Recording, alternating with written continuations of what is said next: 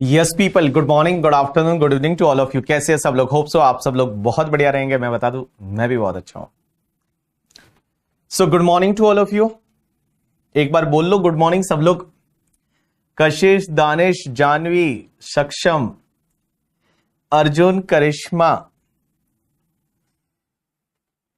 Good morning to all of you. Jyoti, good morning. Good morning Vishwas, Arjun. अब एक बात बताऊं मैं आपको, अगर मैं सबके नाम लेने लग जाऊंगा ना तो शाम हो जाएगी करके, ठीक है? क्योंकि लाइव बैच में ही there are more than 600 to 700 student जो है वो लाइव बैच में ही है, तो मैं सबके नाम तो नहीं ले सकता। But good morning to everyone. चलिए, तो आज से हम चालू करते हैं आपके लिए एक नया पेपर, नया सब्जेक्ट। सर आज के लेक्चर में हम क्या सीखेंगे? तो मैं बता दूं, आज का लेक्चर आपका बड़ा ही बेसिक लेक्चर होगा। आपके पास बुक्स भी नहीं है, बिकॉज अगर आप ये लाइव अटेंड कर रहे हो तो आपके पास बुक्स नहीं है। बट आपको कल तक बुक्स यहां से डिस्पैच होना चालू हो जाएगा। तो कल से जब बुक डिस्पैच हो जाएगी तो आपको 3-4 दिन के अंदर अंदर बुक्स मिल जाएगी। बुक्स क्यों सर डिले हुई, क्या हुआ, आपको सब मैं चीजें बताऊंगा। क्योंकि इस बार का बजट, जैसा कि आपको पता है, ये इलेक्शन ईयर है। और इलेक्शन ईयर जिस ईयर में होता है उस ईयर में आपको पता है 2 बजट आते हैं। उस साल में 2 फाइनेंस बिल आते हैं, 2 फाइनेंस एक्ट बनते हैं। तो उसके बारे में है, आपको जैसे जैसे मैं पढ़ाऊंगा तो आपको समझ में आएगा। So good morning to everyone. Good morning, good morning, good morning. सबसे पहली चीज तो आज का जो लेक्चर रहेगा वो बड़ा ही बेसिक रहेगा। तो आप आराम से बैठ जाइए, कुछ भी स्ट्रेस लेने की जरूरत नहीं। कई बुक नहीं है अपने पास में, चलेगा, कोई दिक्कत नहीं है। आपके पास बुक 2-3 दिन के अंदर अंदर पहुंच जाएगी। उसके बाद आप बुक के साथ पढ़ेंगे। अदरवाइज मैंने आपको पीडीएफ तो डाल के दिया है। फर्स्ट 2 टॉपिक का मैंने आपको पीडीएफ डाल के दे रखा है, वो पीडीएफ भी आप देख सकते हैं। चलिए तो चालू करते हैं। चलिए, good morning to all of you. Vikas, good morning. Yes, good morning everyone. चलिए, तो सबसे पहले हम जो पेपर पढ़ने वाले हैं आपका direct tax and international taxation. Sir ये कौन से एग्जाम के लिए होने वाला है? तो मैं बता दूं, आपका एग्जाम अगर आप सीए फाइनल में है तो आप मई या नवंबर 2025 एग्जाम में अपीयर होने वाले हैं। तो ये बैच आपके लिए रिलेवेंट है। मई नवंबर 2025 में आप अपीयर होने वाले हैं, तो आपके लिए ये बैच है, ये एप्लीकेबल है। एंड उस बैच के लिए जो भी अमेंडमेंट्स रहेंगे, मींस आपके एग्जाम के लिए जो भी अमेंडमेंट्स एप्लीकेबल होंगे, वो सब अमेंडमेंट इस बैच में कंप्लीट किए जाएंगे। या फिर जो सीएमए वाले बच्चे हैं, वो सीएमए फाइनल वाले जो स्टूडेंट है, वो जून या दिसंबर 2025 में एग्जाम दे रहे हैं, उनके लिए ये बैच रिलेवेंट है। So this batch is basically applicable for the May November 2025 student for the CA final and June December 2025 student for the CMA final. चलिए, तो जब भी मैं बात करूंगा, मैं बहुत बार सीए सीएमए साथ साथ में बोलता रहूंगा करके, ठीक है? मोस्टली सीए ही बोलूंगा क्योंकि सीएमए में जो क्वेश्चन आते हैं वो सेम आते हैं।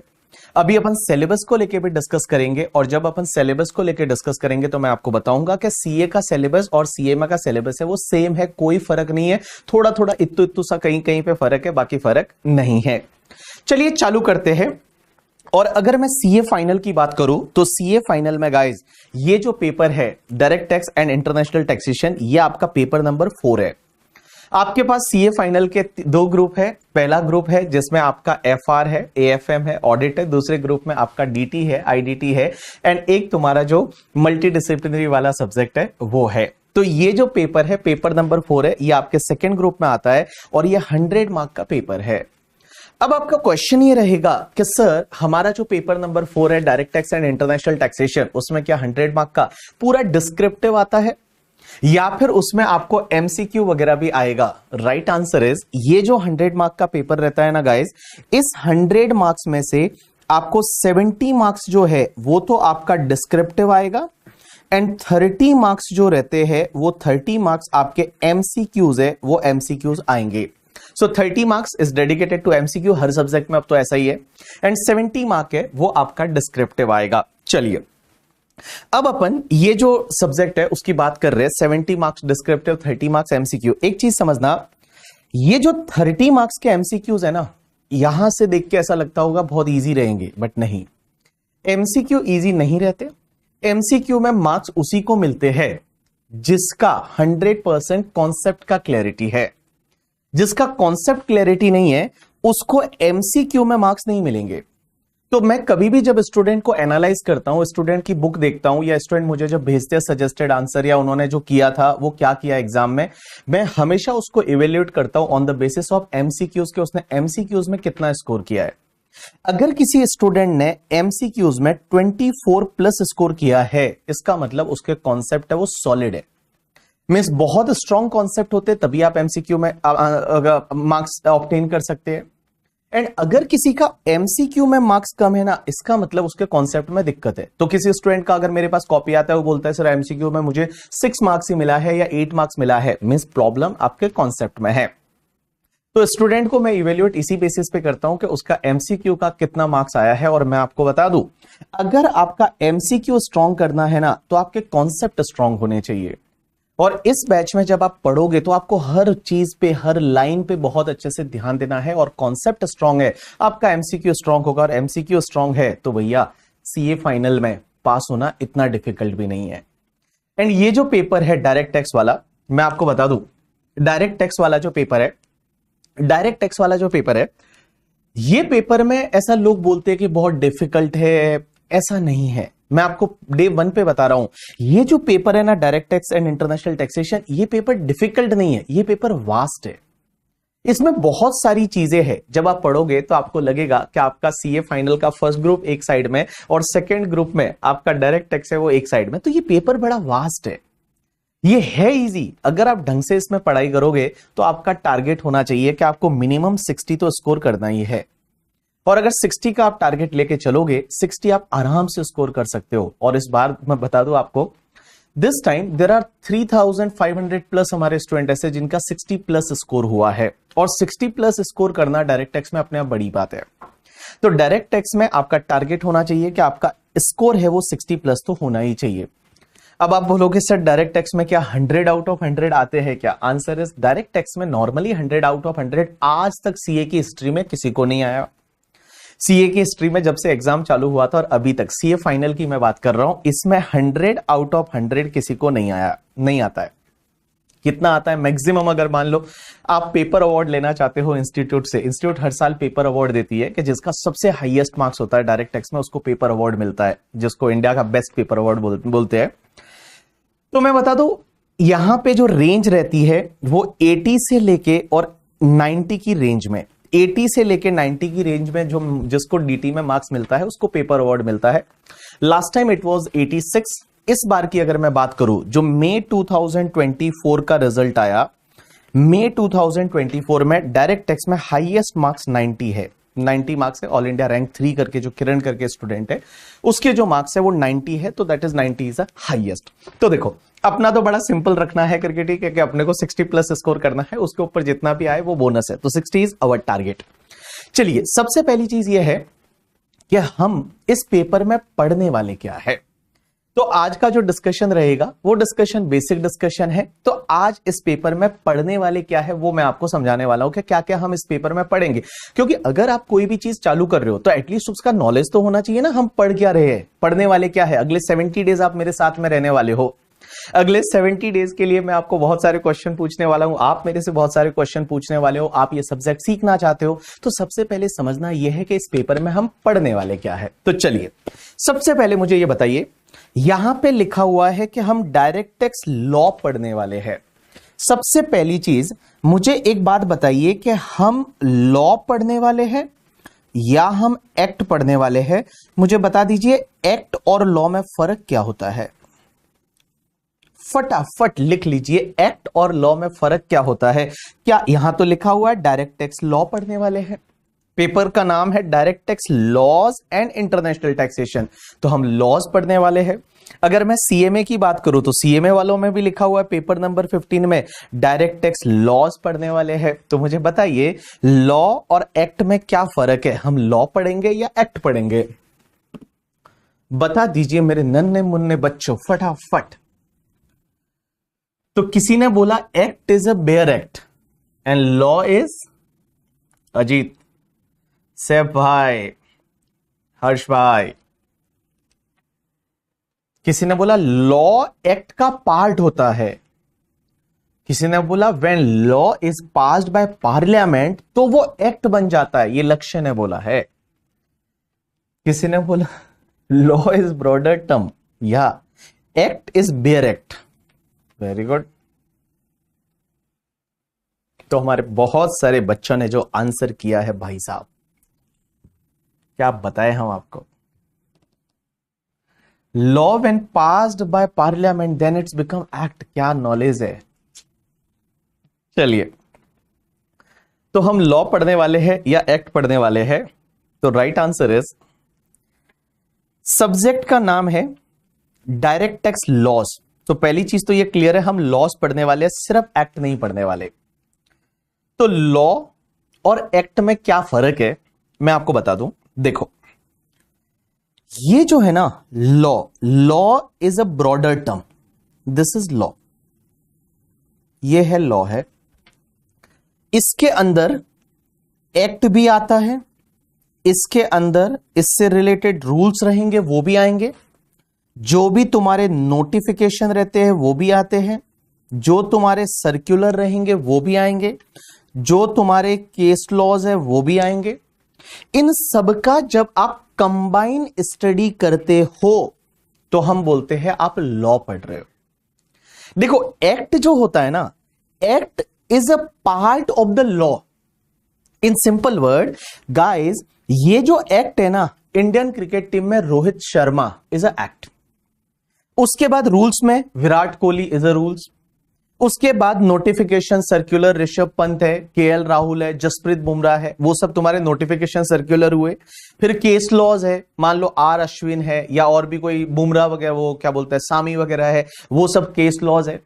तो ये सबकी जब कंबाइन बोलते हैं तब अपन इसको बोलते हैं इंडियन क्रिकेट टीम। तो इंडियन क्रिकेट टीम जो है ना, वो आप समझ लीजिए लॉ है, एंड उसके अंदर आपका एक्ट भी आता है, रूल्स भी आते हैं, नोटिफिकेशन भी आते हैं, सर्कुलर भी आते हैं, केस लॉज भी आते हैं। इन सब चीजों की जब अपन कंबाइन स्टडी करेंगे तब हम बोलेंगे कि हम लॉ पढ़ने वाले हैं। तो देखो, अगर एक्ट लिखा होता करके, ठीक है, तो हम क्या करते, सिर्फ इनकम टैक्स एक्ट 1961 पढ़ लेते, फिर तो हम फाइनेंस एक्ट तो पढ़ते ही नहीं, जितने रूल्स दे रखे हैं वैल्यूएशन रूल्स वगैरह वो तो पढ़ते ही नहीं, जितने केस लॉज है वो तो पढ़ते ही नहीं। तो इसके लिए आपको क्या पढ़ना है, लॉ पढ़ना है। तो law is a wider term. Law में आपका एक्ट भी आ जाता है, रूल्स भी आ जाते हैं, नोटिफिकेशन भी आ जाते हैं, सर्कुलर भी आ जाते हैं, केस लॉज भी आ जाते हैं, और सब जब आप इसका कंबाइन स्टडी करते हो तो आप लॉ पढ़ने वाले हो। तो आज के बाद अगर कोई पूछे कि आप क्या पढ़ने वाले हो, आप इनकम टैक्स लॉ पढ़ने वाले हो, ना कि एक्ट पढ़ने वाले। ठीक है, चलिए तो यहां से आगे बढ़ते हैं। सब्जेक्ट का नाम जो तुम्हारा है that is direct tax law and international taxation. सिर्फ एक बात बताइए, इस सब्जेक्ट में क्या क्या है हमारे लिए, हमको क्या क्या पढ़ना पड़ेगा, क्योंकि हमने तो सुना तो बहुत कुछ है कि इनकम टैक्स बहुत वास्ट है। तो इस सब्जेक्ट में हम क्या क्या पढ़ने वाले हैं, तो चलिए अब अपन एक काम करते हैं, इस सब्जेक्ट में क्या क्या पढ़ने वाले हैं तो उसका कंटेंट मैं आपके साथ में डिस्कस करता हूं। 15-20 मिनट लगेंगे। पहले दिन मैं ये इसके लिए डिस्कस कर रहा हूं कि एटलीस्ट आपको पता होना चाहिए इस सब्जेक्ट में होने वाला क्या है। तो चलिए सबसे पहले इस सब्जेक्ट में क्या पढ़ने वाले हैं और कितने मार्क्स का एग्जाम में वेटेज है उसका चालू करते हैं कंटेंट से। तो इस सब्जेक्ट में सबसे पहली चीज आप कॉम्प्रिहेंसिव कंप्यूटेशन करेंगे, income tax liabilities of the companies and other entities under the alternate taxation regime under the income tax act 1961 to optimise the tax liability. और इसका जो वेटेज है, सबसे पहले इसका सेगमेंट ए है, और सेगमेंट ए का जो वेटेज है वो मैं आपको बता दूं 40 से 45 मार्क्स का वेटेज है। ये सेगमेंट ए मींस यहां से चालू होता है आपका और यहां तक आपका टोटल इसका 40 से 45 मार्क्स का वेटेज है। इसमें है क्या मैं अभी बताता हूं आपको, ठीक है। तो देखो सबसे पहले इन्होंने क्या बोला, आपको कॉम्प्रिहेंसिव कंप्यूटेशन करना है इनकम टैक्स लाइबिलिटीज का। किसके लिए? कंपनीज के लिए and other entities under the alternate taxation regime under the income tax act 1961 to optimise the tax liability. आगे क्या दे रखा है, इन्होंने बोला है general provision under the act for computation of total income and tax liability for the companies and other entities. Means आपको normal provision के हिसाब से किसी भी कंपनीज की एंड अदर एंटिटीज की टोटल इनकम निकालनी है, उसकी टैक्स लायबिलिटी निकालनी है। दूसरा, special tax regime under the act for companies and other entities. And last, optimisation of the tax liability of companies and other entities through the tax planning. ये आपका एक पहला सेगमेंट, यहां पे आपका फर्स्ट सेगमेंट का फर्स्ट पार्ट कंप्लीट होता है। और ये एग्जाम में आपका जो आने वाला है वो कितने मार्क्स का आने वाला है पता है? 20 to 23% का इसका वेटेज है। ये जो फर्स्ट पार्ट है इसका वेटेज आपका 20 to 23% है। अब आप बोलोगे 20 to 23%, तो आप मार्क्स के फॉर्म में अगर बताना चाहोगे तो इसका वेटेज कितना है? तो अगर मैं मार्क्स के फॉर्म में बताना चाहता हूं, एक बात समझते हैं, आपका पेपर आता है 114 मार्क्स का, क्योंकि एक 14 मार्क का ऑप्शन में मिलता है क्वेश्चन। तो अगर 114 मार्क्स का पेपर आता है और 114 मार्क्स में से आप 20 to 23%, क्योंकि यहां पे दे रखा है 20 to 23% वेटेज ऑफ आइटम 1, तो ये जो आइटम 1 है इसका 20 to 23% का वेटेज होने वाला है। तो 114 मल्टीप्लाई में 22% कर दूं तो 22% means it's comes to the 25 marks. ये आपके एग्जाम में इससे रिलेटेड जो क्वेश्चन है वो 25 मार्क्स के आने वाले हैं। तो अगर मैं 25 मार्क्स है वो यहां से आने वाला है, लेकिन सर इसमें है क्या, ये क्या है? एक बात बताऊं, सिंपल है। क्या आपको किसी भी कंपनी का या अदर एंटिटी का, मींस पार्टनरशिप फर्म है, एओपी बीओआई है, उसका क्या कैलकुलेट करना है? टैक्स कैलकुलेट करना है, उसकी इनकम कैलकुलेट करनी है एंड टैक्स कैलकुलेट करना है। एंड साथ साथ में आपको टैक्स कैसे कैलकुलेट करना है? एक तो नॉर्मल प्रोविजन के हिसाब से हो सकता है या अल्टरनेट टैक्सेशन रिजिम के हिसाब से हो सकता है। अब आप मुझे बोलोगे कि अल्टरनेट टैक्सेशन रिजिम क्या होता है? आप लोगों ने आजकल ऑफिस में देखा होगा ना कि कंपनीज के लिए आपको पता है कुछ सेक्शन हुआ करती है 115 BAA, 115 BAB, और उसमें कंपनीज है वो 22% टैक्स पे करती है। 115 BAB में 15% से टैक्स पे करती है। That is called your alternate taxation regime. तो मैं बता दूं, ये जो है ना आपके 25 मार्क्स है, ये क्या है? आपके पांचों हेड मान लो। एक तो क्योंकि सैलरी तो पूछा नहीं जाएगा, क्योंकि यहां पे बार बार ये जो लोग बोल रहे हैं ना कि कंपनीज, हम आपको कंपनीज से रिलेटेड चीजें पूछेंगे, क्योंकि चालू कहां किया? General provision under the act for computation of total income and tax liability for the companies. तो कंपनीज के लिए सैलरी की इनकम हो नहीं सकती। इन्होंने बोला है हाउस प्रॉपर्टी भी आपके सिलेबस में नहीं आएगा। तो हाउस प्रॉपर्टी भी नहीं आएगा तो फिर क्या चालू होगा? तो हाउस प्रॉपर्टी भी नहीं तो पीजीबीपी बिजनेस का इनकम, उसके साथ में आपका कैपिटल गेन, उसके साथ अदर सोर्सेस, कुछ डिडक्शन की डिटेल आएगी। बस ये आपका कंप्यूटेशन का पार्ट। सिंपल सी चीज बताऊं, ये आपका बिजनेस है। जो पीजीबीपी आपने इंटरमीडिएट में पढ़ा था उसका एग्जॉस्टिव वर्जन आपके सीए फाइनल में आएगा। और ये जो पीजीबीपी वाला जो पार्ट है ये आपके एग्जाम में 25 मार्क्स कवर करने वाला है। ऑब्वियसली पीजीबीपी के साथ कैपिटल गेन है, डिडक्शन है, तो ये capital gain, deduction, other sources, PGBP, ये मिला के, और alternate taxation regime obviously 115 BAA BAB, ये मिला के आपके एग्जाम में 25 मार्क्स है वो कवर करेंगे।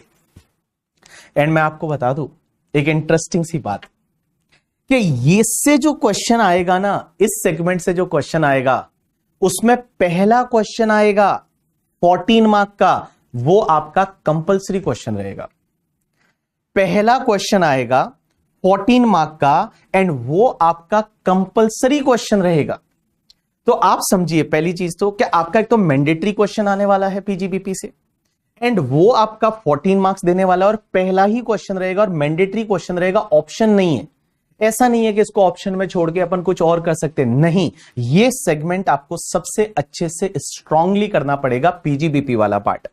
तो पीजीबीपी है ये आपके यहां पे कवर होगा। और 14 मार्क का तो पहला क्वेश्चन ये लीजिए, मैं आपके लिए पेपर लेके आया हूं, ये आपके लिए पेपर, ये जो पेपर 10 मई 2024 को हुआ था, that is the May 2024 exam का न्यू सिलेबस का पेपर है। इस पेपर में पहला क्वेश्चन, और ये पहला क्वेश्चन जो रहता है वो हमेशा मैंडेटरी रहता है। यहां पे लिखा होता है कि देखिए question number 1 which is the compulsory question, ये आपका कंपल्सरी क्वेश्चन है, रेस्ट 5 में से आपको 4 करने पड़ेंगे, but question number 1 is a compulsory question. तो क्वेश्चन नंबर 1 जो आपका कंपल्सरी रहेगा, ये क्वेश्चन नंबर 1 है जो कि 14 मार्क्स का है। एंड गाइस ये क्वेश्चन आपका पीजीबीपी का रहेगा, और जैसा कि सिलेबस में बोला हुआ है आपको कंपनीज का टैक्स कैलकुलेट करना है, टोटल इनकम कैलकुलेट करनी है, तो मैं बता दूं आपको क्वेश्चन कंपनी का मिलेगा। पहली लाइन में दे रखा है, देखिए Orient pharmaceuticals private limited is a Indian company, ये कंपनी का क्वेश्चन है, कंपनी का। आपको यहां इंडिविजुअल की टैक्स लायबिलिटी यहां पहले क्वेश्चन में नहीं मिलेगी। पहला क्वेश्चन 14 मार्क का कंपनी का क्वेश्चन रहेगा। और देखिए लास्ट में आपको इसमें पूछा क्या है, तो लास्ट में जाके हम अगर देखते हैं कि क्या पूछा है वो आपको, you are required to compute the total income of the company, company की आपको टोटल इनकम निकालनी है as per the income tax act 1961 for the assessment year 24-25, indicating reason for treatment of each item assuming that the company has not opted the special provision under section 115 BAB and BAA, means company ने alternate taxation regime 22% वाला वगैरह वो नहीं लिया है, आपको उसकी total income है वो कैलकुलेट करनी है। तो आपको यहां पे पूछा हुआ है टोटल इनकम निकालना, कंपनी की क्या निकालनी है, टोटल इनकम निकालनी है, टैक्स नहीं निकालना। तो टोटल इनकम निकाल के आपको देनी है, और ये क्वेश्चन आपके लिए 14 मार्क्स का एग्जाम में आता है। तो गाइस मैं बता दूं ये सबसे स्ट्रांग होना चाहिए आपका, और अगर ये सबसे स्ट्रांग हुआ ना तो आप आराम से ये सब्जेक्ट को क्लियर कर सकते हैं। तो इसके लिए हम भी जब चालू करेंगे, कल से सब्जेक्ट जब पढ़ना चालू करेंगे, तो सबसे पहले उस सब्जेक्ट में मैं आपको जो पढ़ाऊंगा ना वो हम चालू करेंगे कंप्यूटेशन पार्ट से, क्योंकि वो सबसे ज्यादा वेटेज वाला है। आप देखते जाइए करके, ठीक है। देखिए तो सबसे पहला सेगमेंट अगर मैं सीए फाइनल की बात करूं तो आपका 25 मार्क्स का जो है, ये देखो 14 मार्क्स का क्वेश्चन तो वहां पे आ गया। अब आप बोलोगे सर 14 का तो आ गया, what about the rest 11 marks, 11 marks कहां पूछा जाएगा, 11 मार्क्स कुछ एमसीक्यूज रहेंगे। जो 30 मार्क्स का अगर है तो 30 मार्क्स के एमसीक्यू में कुछ एमसीक्यूज ऐसे रहेंगे जो PGBP, capital gain, other sources, alternative taxation regime से रिलेटेड, तो आपके कुछ एमसीक्यूज में कवर होंगे, और ऐसा करके ये 25 मार्क्स आपको यहां से मिलेगा। उसके बाद अपन आगे बढ़ते हैं, इसका सेकंड सेगमेंट क्या है। सेकंड सेगमेंट बोलता है special provision relating to the charitable and religious trust. अब आप बोलोगे चैरिटेबल रिलीजियस ट्रस्ट क्या होता है। चैरिटेबल रिलीजियस ट्रस्ट पढ़ेंगे ना तो 4 दिन सिर्फ एक ही टॉपिक पढ़ेंगे, चैरिटेबल रिलीजियस ट्रस्ट। जितने भी एनजीओज होते हैं, आपने सुना होगा ना एनजीओज, एनजीओ कौन से, मंदिर मस्जिद गुरुद्वारा वाले, तो तिरुपति बालाजी ट्रस्ट, मुंबई में सिद्धि विनायक ट्रस्ट, शिरडी में शिरडी वाले साईं बाबा ट्रस्ट, या फिर आपने लायंस क्लब वगैरह जो कुछ एनजीओ पढ़े होंगे, सुने होंगे कहीं पे, इंटरमीडिएट में टॉपिक भी था अकाउंट में एनजीओ वाला। तो जो एनजीओ होते हैं ना, उन एनजीओ से रिलेटेड क्या क्या प्रोविजन है, आपने ये सुना हुआ है उसकी इनकम एग्जेम्प्ट होती है, आपने ये सुना हुआ है कि उनको कोई भी टैक्स नहीं भरना पड़ता एनजीओज वगैरह को। लेकिन एनजीओज को कैसे टैक्स नहीं भरना पड़ता, क्या क्या कंडीशंस है, उनको क्या ऑडिट करानी पड़ेगी, बुक्स ऑफ अकाउंट्स मेंटेन करनी पड़ेगी। सर अगर एनजीओज ने मान लो कुछ लड्डू वड्डू बेचना चालू कर दिया तो वो इनकम भी क्या एग्जेम्प्ट होगी क्या। जैसे आपने सुना होगा कि तिरुपति बालाजी में जाते हैं, वहां पे हमको लड्डू बेचे जाते हैं, लड्डू है वो अपन खरीद सकते हैं प्रसादम करके, ठीक है। सर हमने सुना है इस्कॉन टेम्पल वाले जो है वो तो रेस्टोरेंट भी चलाते हैं, तो उसकी इनकम क्या होगी। तो वो सब प्रोविजन जो है ना वो हम इस टॉपिक में पढ़ेंगे। दूसरा, उसके साथ साथ में हम पॉलिटिकल पार्टीज आपकी फेवरेट भाई साहब, बीजेपी, कांग्रेस, आम आदमी पार्टी, सर उसका टैक्सेबिलिटी कैसे आता है, उसको कैसे टैक्स लगता है करके, ठीक है, वो सब हम यहां पॉलिटिकल पार्टी यहां पे पढ़ेंगे। उसके साथ साथ ये इलेक्टोरल ट्रस्ट क्या होता है वो भी मैं आपको वहीं पे बताऊंगा।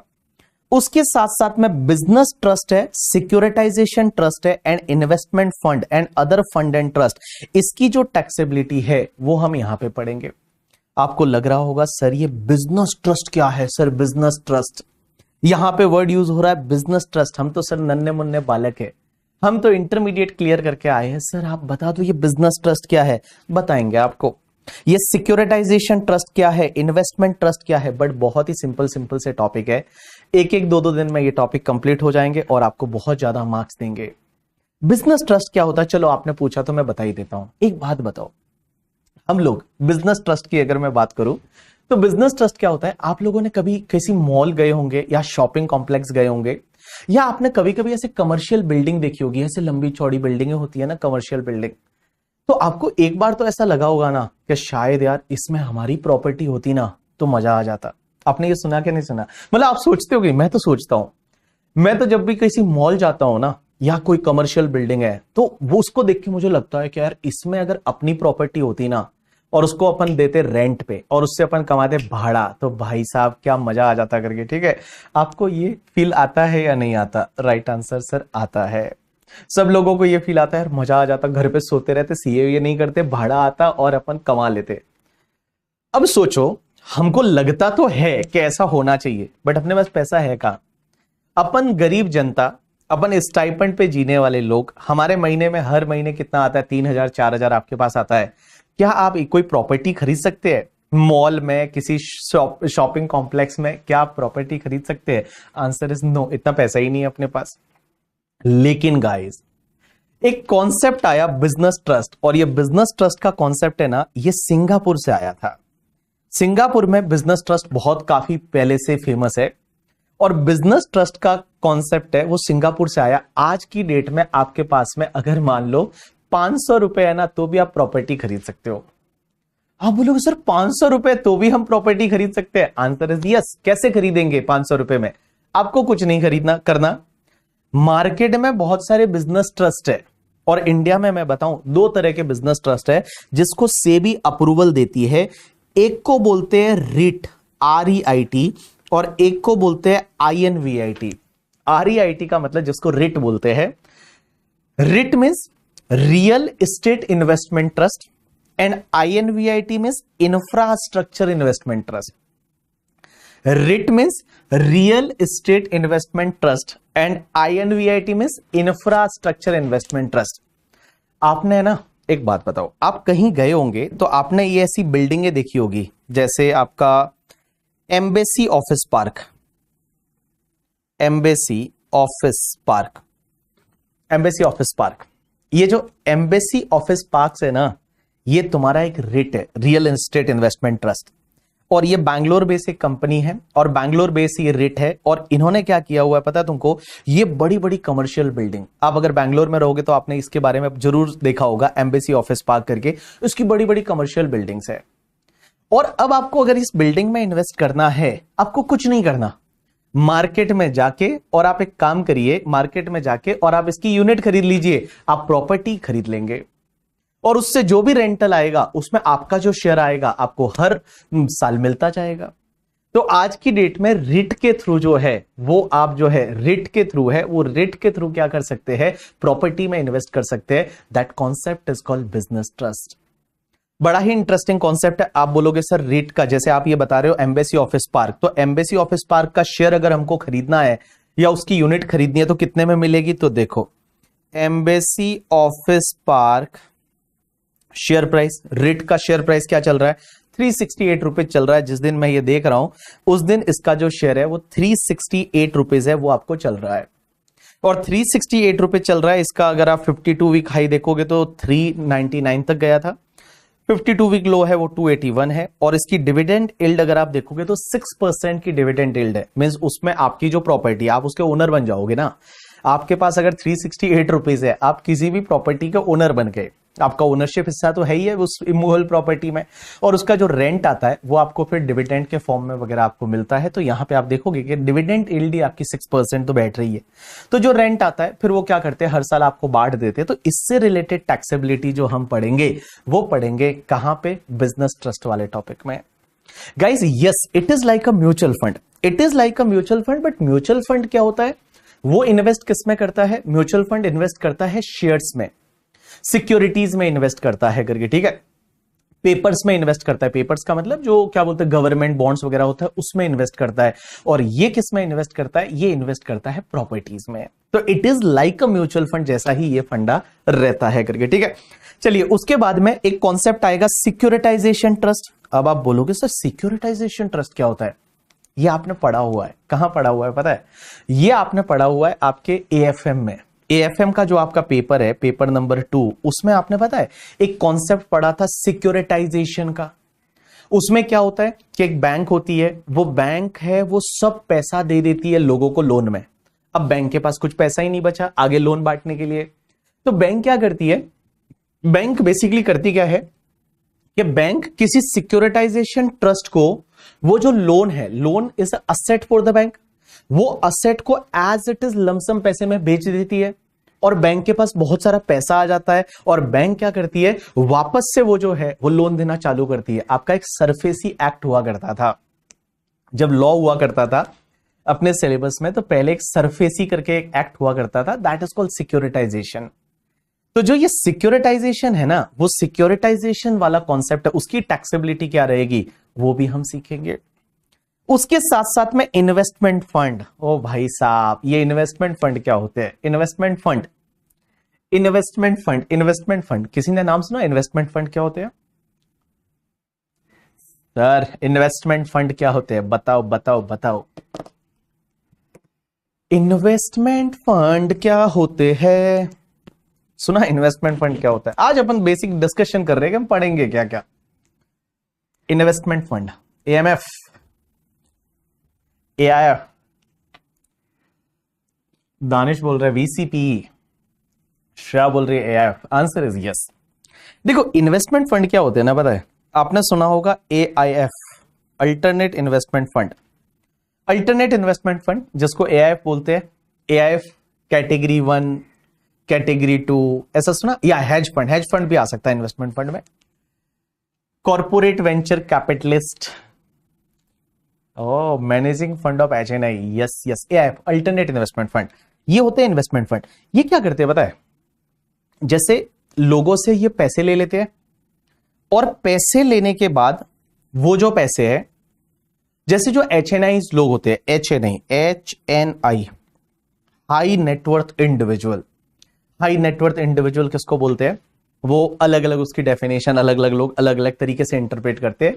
एचएनआई जो होते हैं वो खुद का पैसा खुद मैनेज नहीं कर पाते, अब वो पैसा कैसे मैनेज करे करके, ठीक है, तो वो क्या करते हैं, अपना जो पैसा है ना वो एआईएफ को दे देते हैं, अल्टरनेट इन्वेस्टमेंट फंड को देते थे, और अल्टरनेट इन्वेस्टमेंट फंड जो है वो क्या करता है, उसी पैसे को मार्केट में लगाता है।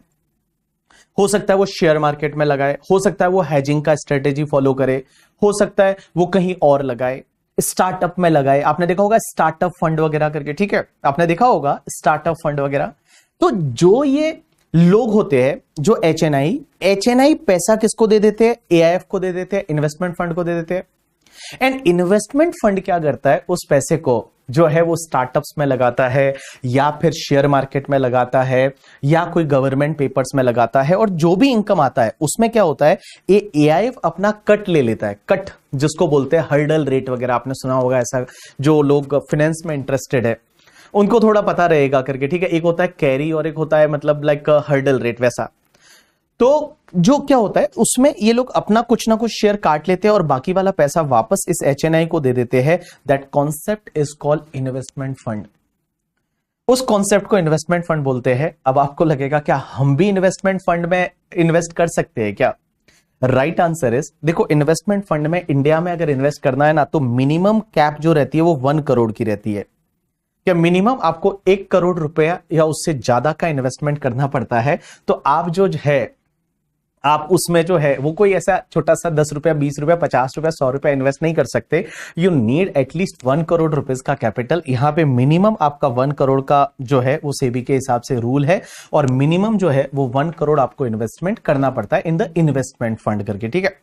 इन्वेस्टमेंट फंड में 1 करोड़ का इन्वेस्टमेंट करना पड़ता है। जब मैं आपको इन्वेस्टमेंट फंड टॉपिक पढ़ाऊंगा तो आपको मैं बहुत सारी चीजें आपको रियल में बताऊंगा, कैसे होता है क्या होता है, मैं आपको हर चीज जो है वो मैं आपको इसमें बताऊंगा कि लाइक जो इन्वेस्टमेंट फंड का मेरे पास 1-2 प्रपोजल्स भी रहेंगे, तो वो प्रपोजल्स के साथ में मैं आपको सिखाऊंगा, तब आपको और ज्यादा इसमें बेटर ग्रिप आएगी। जैसे प्रपोजल में मेरे पास कुछ थे, चलो वो जब टॉपिक आएगा तब अपन बात करेंगे, आज अपन सिर्फ बेसिक पढ़ रहे हैं। तो that is called investment fund. तो गाइस एक बात बताऊं, ये आपका जो सेगमेंट है, पहले वाले सेगमेंट में आपने क्या किया, कंपनीज का टोटल इनकम निकाला और उसका टैक्स निकाला, विथ अल्टरनेट टैक्सेशन रिजिम, वो आपका 25 मार्क्स कवर करेगा। दूसरे सेगमेंट में यहां पे क्या है, एक तो आपके ट्रस्ट जो रहेंगे, रिलीजियस चैरिटेबल ट्रस्ट, एनजीओ है, उसका टैक्सेबिलिटी देखेंगे। उसके साथ साथ पॉलिटिकल पार्टी, बीजेपी, आम आदमी पार्टी करके, ठीक है, कांग्रेस वगैरह, उनका टैक्सेबिलिटी देखेंगे। बिजनेस ट्रस्ट का टैक्सेबिलिटी देखेंगे, सिक्योरिटाइजेशन ट्रस्ट का देखेंगे एंड इन्वेस्टमेंट ट्रस्ट का देखेंगे। तो इनका टैक्सेबिलिटी अपन इस वाले सेगमेंट में देखेंगे। उसके साथ साथ अगला सेगमेंट ये रहेगा, that is the anti avoidance provision under the act. Act में कुछ ऐसे एंटी अवॉइडेंस प्रोविजन है, वो डाल रखे हैं, anti avoidance provision, anti avoidance provision under the act and provision to address the tax challenges on the digitalisation. ये दो टॉपिक और है, एक तो क्या है anti avoidance provision under the act and एक है provision to address the tax challenges on the digitalisation. एक बात बताऊं, पहले डिजिटलाइजेशन वाले में तो क्या आएगा, आप सिंपल सी चीज समझ लीजिए, डिजिटलाइजेशन वाले में इक्वलाइजेशन लेवी। इक्वलाइजेशन लेवी क्या होता है आपको पता है, जैसे फेसबुक है, मेटा जिसको बोलते हैं, इंस्टाग्राम है, इस पे पता है एडवर्टाइजमेंट चलते हैं बहुत। तो वो एडवर्टाइजमेंट के लिए अगर जब उनको पैसा देते हैं ना, तो उसमें 6% की रेट से एक इक्वलाइजेशन लेवी काटना रहता है। तो वो तो तुम्हारा हो गया यहां पे, that is provision to address the tax challenges on the digitalisation. के डिजिटल इकोनॉमी जब रहेगी तो डिजिटल इकोनॉमी में जैसे ऑनलाइन एडवर्टाइजमेंट में कैसे टीडीएस वगैरह टैक्स वगैरह आता है, वो अपन सीखेंगे, आप ये समझ लीजिए, ठीक है। चलिए, एंटी अवॉइडेंस का मतलब क्या होता है, anti avoidance provision, anti avoidance, anti avoidance, anti avoidance, anti avoidance में पता है एक टॉपिक आएगा जिसका नाम है गार, गार, जनरल एंटी अवॉइडेंस रूल्स। चलिए एक काम करते हैं, एंटी अवॉइडेंस पढ़ने से पहले आप मुझे एक बात बताओ, तीन वर्ड है, तीनों में डिफरेंस बताना है मुझे, ठीक है। एक तुम्हारा है टैक्स प्लानिंग, एक तुम्हारा है टैक्स अवॉइडेंस और एक तुम्हारा है टैक्स इवेजन। फर्क क्या है तीनों में, tax planning, tax avoidance and tax evasion, तीनों में फर्क क्या है कि सर ये टैक्स प्लानिंग है, ये टैक्स अवॉइडेंस है एंड ये टैक्स इवेजन है, फर्क क्या है तीनों में, या तीनों सेम है। Tax planning, tax avoidance and tax evasion.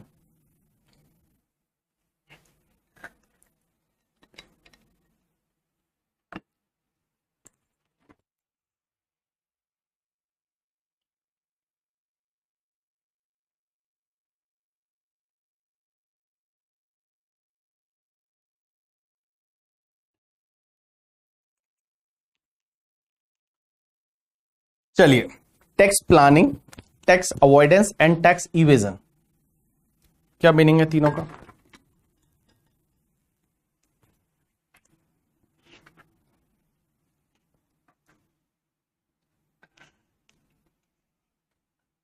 भाई साहब लोगों ने सीधा क्या ना टैक्स इवेजन पे गए, बोला बाकी छोड़ो आप, ठीक है।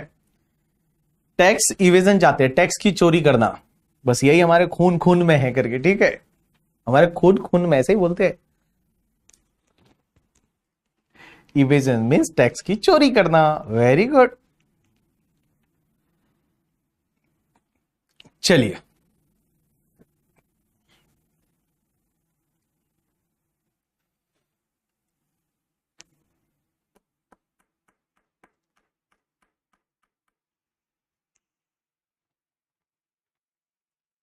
चलिए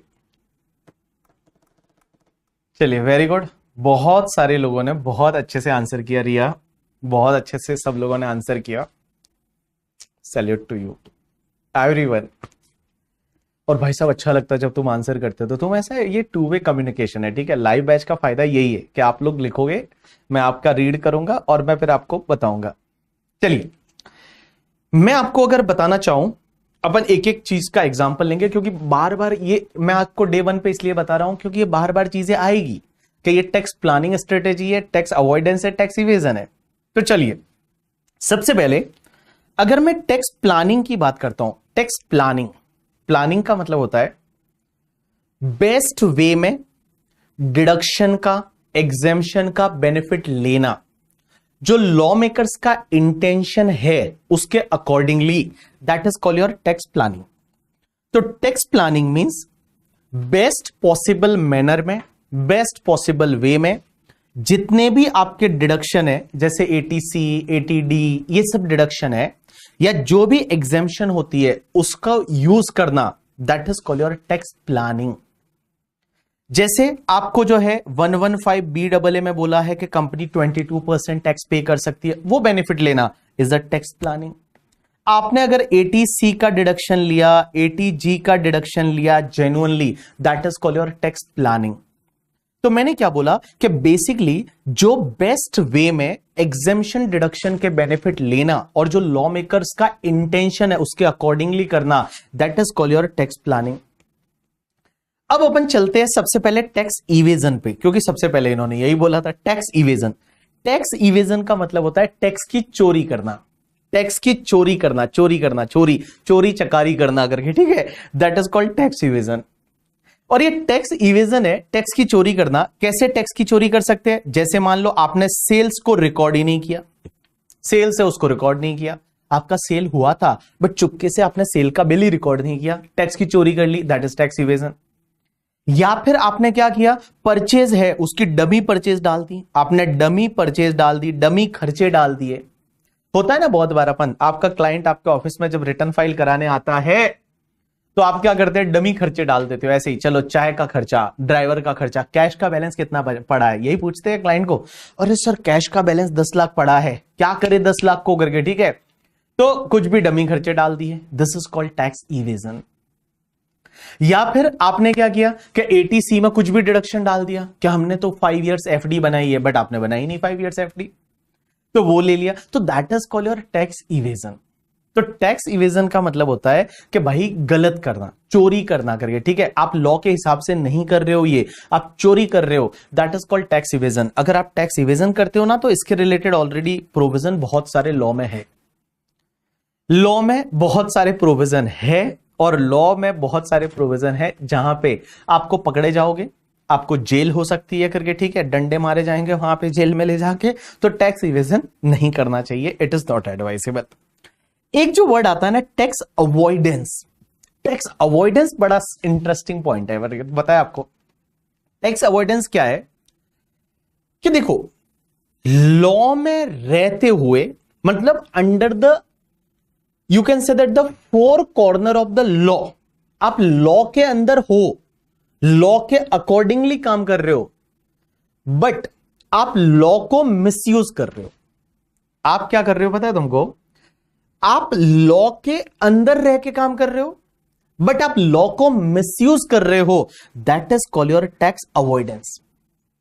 तो टैक्स अवॉइडेंस वर्ड बड़ा इंटरेस्टिंग है कि लॉ के अंदर हो आप, लॉ के अंदर हो आप लॉ के अंदर, लॉ के अकॉर्डिंग काम कर रहे हो बट आप लॉ को मिसयूज कर रहे हो, that is called your tax avoidance.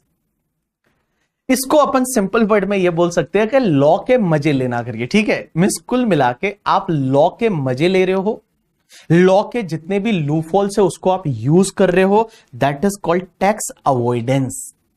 Tax avoidance उसको बोलते हैं, मींस आप होल लॉ में, लॉ के अंदर काम कर रहे हो, आप लॉस को तोड़ नहीं रहे हो, आप ऐसा कोई ऐसा इवेजन नहीं कर रहे हो, लॉ के अंदर हो बट लॉ के मजे ले रहे हो, मींस आप लॉ के लूपहोल को यूज कर रहे हो, आप लॉ को गलत इंटरप्रेट करके गलत यूज कर रहे हो, मींस लॉ में कुछ ऐसी चीजें जो लॉ मेकर्स का इंटेंशन नहीं था बट उसको आप यूज कर रहे हो, that is called your tax avoidance. तो टैक्स अवॉइडेंस है ना, अल्टीमेटली देखो, अल्टीमेटली जो सीए की जरूरत होती है वो तो यहीं पे होती है, ये तो कोई भी कर लेगा करके, ठीक है, ये भी कोई भी कर लेगा, but tax avoidance, sir tax avoidance मतलब लॉ में रहते हुए लॉ के मजे ले रहे हो, लॉ में रहते हुए मतलब within the boundary of law, but you are using the you can say that you are using the law करके, ठीक है, that is called tax avoidance. किसी ने बोला कि सर इसका एक एग्जाम्पल दे दो टैक्स अवॉइडेंस का, तो हमको बढ़िया से समझ में आ जाएगा। चलिए मैं आपके लिए एग्जाम्पल दे देता हूं टैक्स अवॉइडेंस का, वेरी फेमस एग्जाम्पल, आपने भी कहीं ना कहीं सुना होगा करके, ठीक है, वो मैं एग्जाम्पल देने वाला हूं जिससे आपको समझ आए कि टैक्स अवॉइडेंस क्या है। अवॉइडेंस मतलब लॉ में रहते हुए लॉ के मजे लेना, is called tax avoidance. Guys होता क्या है, बात बहुत पुरानी है, बहुत पुरानी मतलब 2007-8 के आसपास की बात है। 2007-8 के आसपास की बात है। उस टाइम इंडिया में एक कंपनी हुआ करती थी जिसका नाम था हच एसआर लिमिटेड। इंडिया में एक कंपनी थी Hutch SR limited. Hutch Hutch नाम सुना आपने? हच हच हज का पहले बहुत, अगर आप छोटे रहोगे, आप तो 2007-8 में तो आप बहुत छोटे थे, नन्हे मुन्ने बालक थे। उस टाइम पे एक हज करके कंपनी हुआ करती थी और हज ने क्या किया, हज एसआर एक कंपनी थी और हज एसआर जो थी वो बेसिकली एक फॉरेन की कंपनी थी, हज इंटरनेशनल लिमिटेड, जो कि हांगकांग की कंपनी थी। उस ग्रुप की कंपनी थी हचिसन, जो है वो हचिसन हांगकांग बेसिक ग्रुप था, उसकी इंडिया में कंपनी थी जिसका नाम था हच एसआर लिमिटेड। तो हच एसआर लिमिटेड है ना, ये इंडिया की कंपनी है। अब एक बात समझना, होता क्या है, फॉरेन में हच इंटरनेशनल लिमिटेड जो है, वो हच इंटरनेशनल लिमिटेड एक हांगकांग बेस्ड कंपनी है, बट वो इसकी होल्डिंग कंपनी है। मतलब इंडिया की जो कंपनी है that is Hutch SR limited, India में जो कंपनी है उसकी holding company Hutch international limited, Hutchison international limited, Hong Kong based company. अब एक बात समझना, होता क्या है बेसिकली, आप चीजों को समझना कि अगर यहां पे हच इंटरनेशनल लिमिटेड हांगकांग है और इसकी सब्सिडरी इंडिया की कंपनी है। अब एक बात समझना, इंडिया की कंपनी के शेयर बिकते हैं तो इंडिया में टैक्स लग जाता है। इंडिया की कंपनी जो है वो, इंडिया की कंपनी के अगर शेयर बिकते हैं तो इंडिया में टैक्स लग जाता है। तो इन्होंने क्या किया, बड़ी चालाकी से एक काम किया, इन्होंने एक और फॉरेन में कंपनी बनाई जिसका नाम था सीजीपी लिमिटेड। और ये सीजीपी लिमिटेड कंपनी थी, ये मॉरिशस में थी और मॉरिशस में इन्होंने कंपनी बनाई जिसका नाम दिया CGP limited, that is in the Mauritius.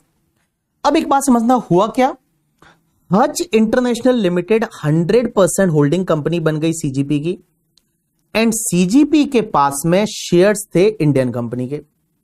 तो अब एक बात समझना, होता कैसा है कि हज इंटरनेशनल लिमिटेड एक हांगकांग की कंपनी, सीजीपी है वो भी एक मॉरिशस की कंपनी। तो एक बात बताऊं, ये दोनों कंपनी है वो फॉरेन में है, लेकिन सीजीपी के 100% शेयर से वो हचिसन हांगकांग होल्ड कर रही है और यहां सीजीपी मॉरिशस में एक कंपनी है और सीजीपी के पास शेयर किसके हैं, हच एसआर इंडियन कंपनी के।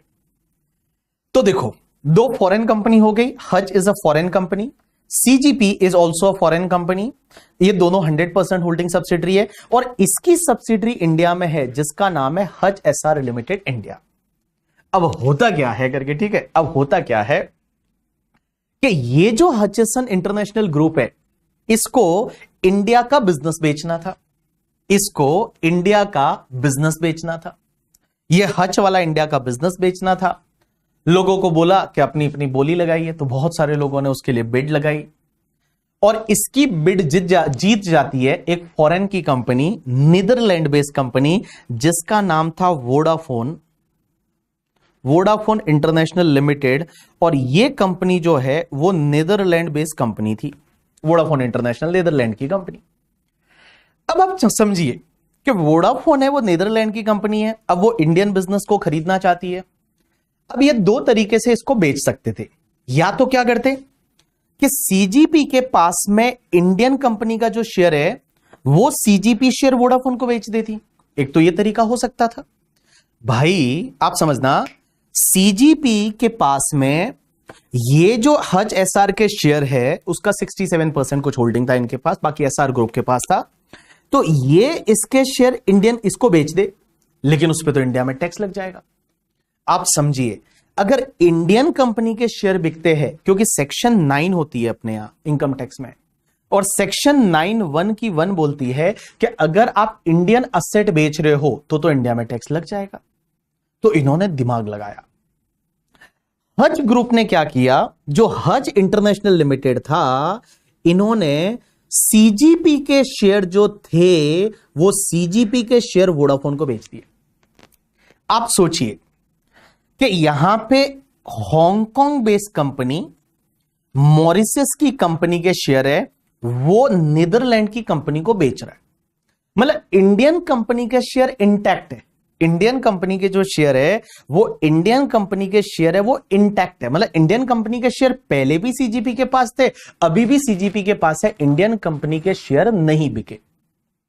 इंडियन कंपनी के शेयर है वो अभी भी सीजीपी के पास है, पहले भी सीजीपी के पास थे, तो इंडियन कंपनी के शेयर नहीं बिके।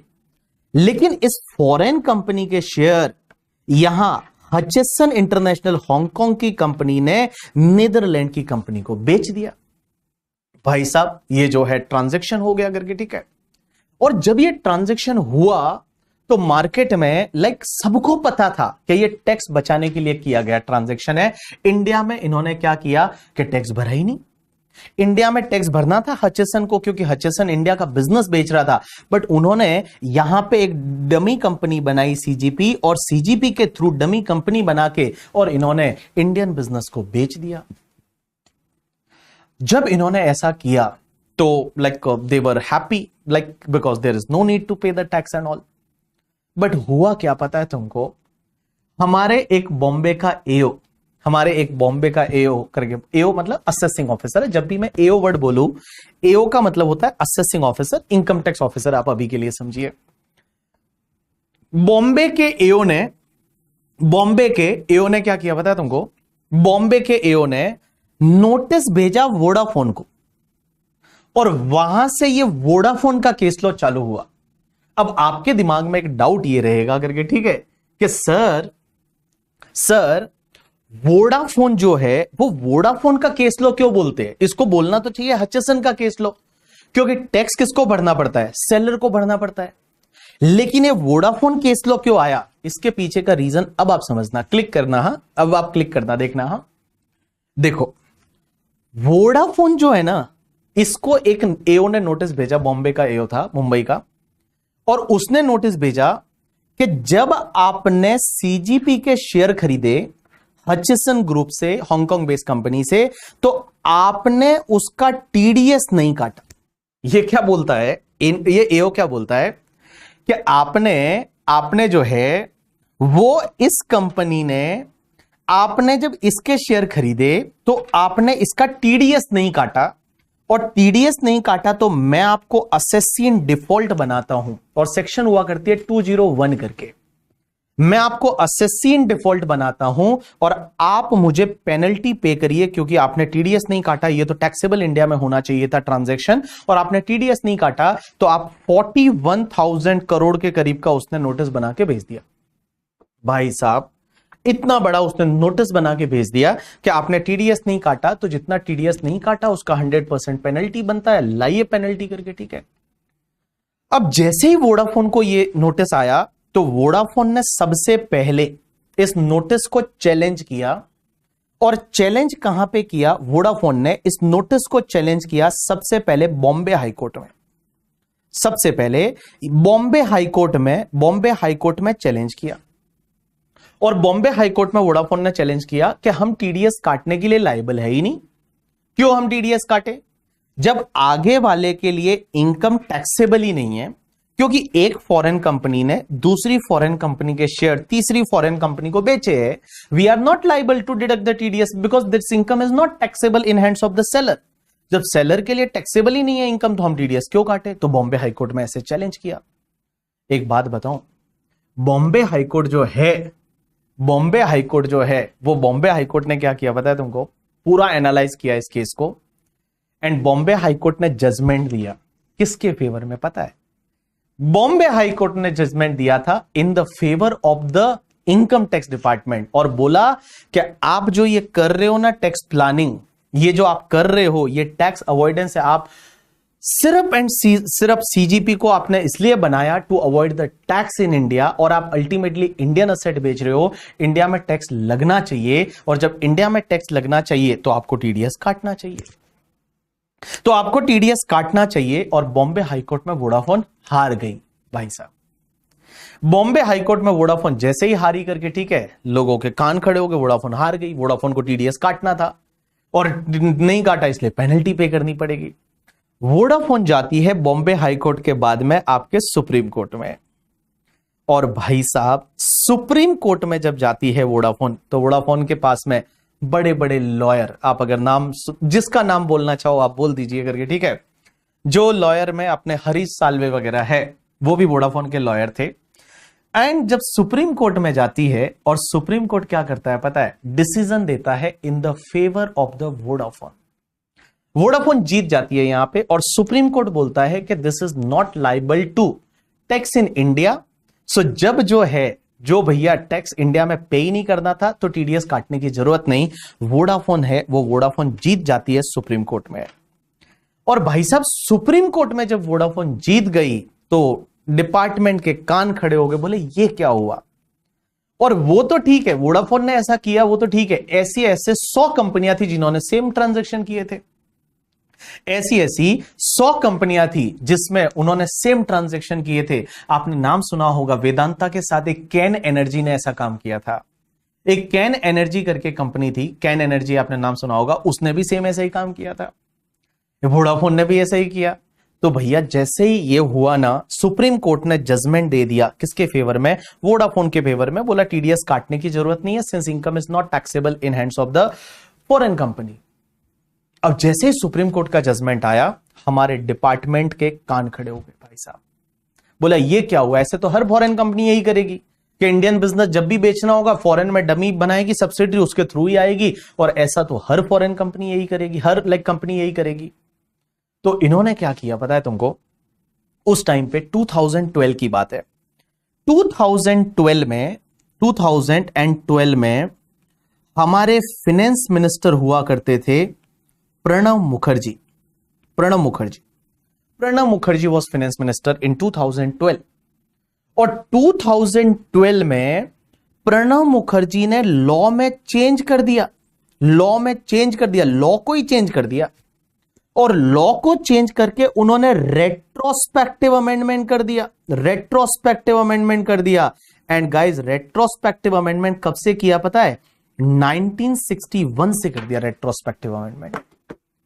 1961 जो है, वो 1961 से उन्होंने रेट्रोस्पेक्टिव अमेंडमेंट कर दिया। भाई साहब, यहां पे बहुत सारी चीजें आई। मैं उन चीजों को एक एक को ब्रेक कर करके आपको बताता हूं, जो मैंने अभी आपको 2 लाइन में बताया उसको।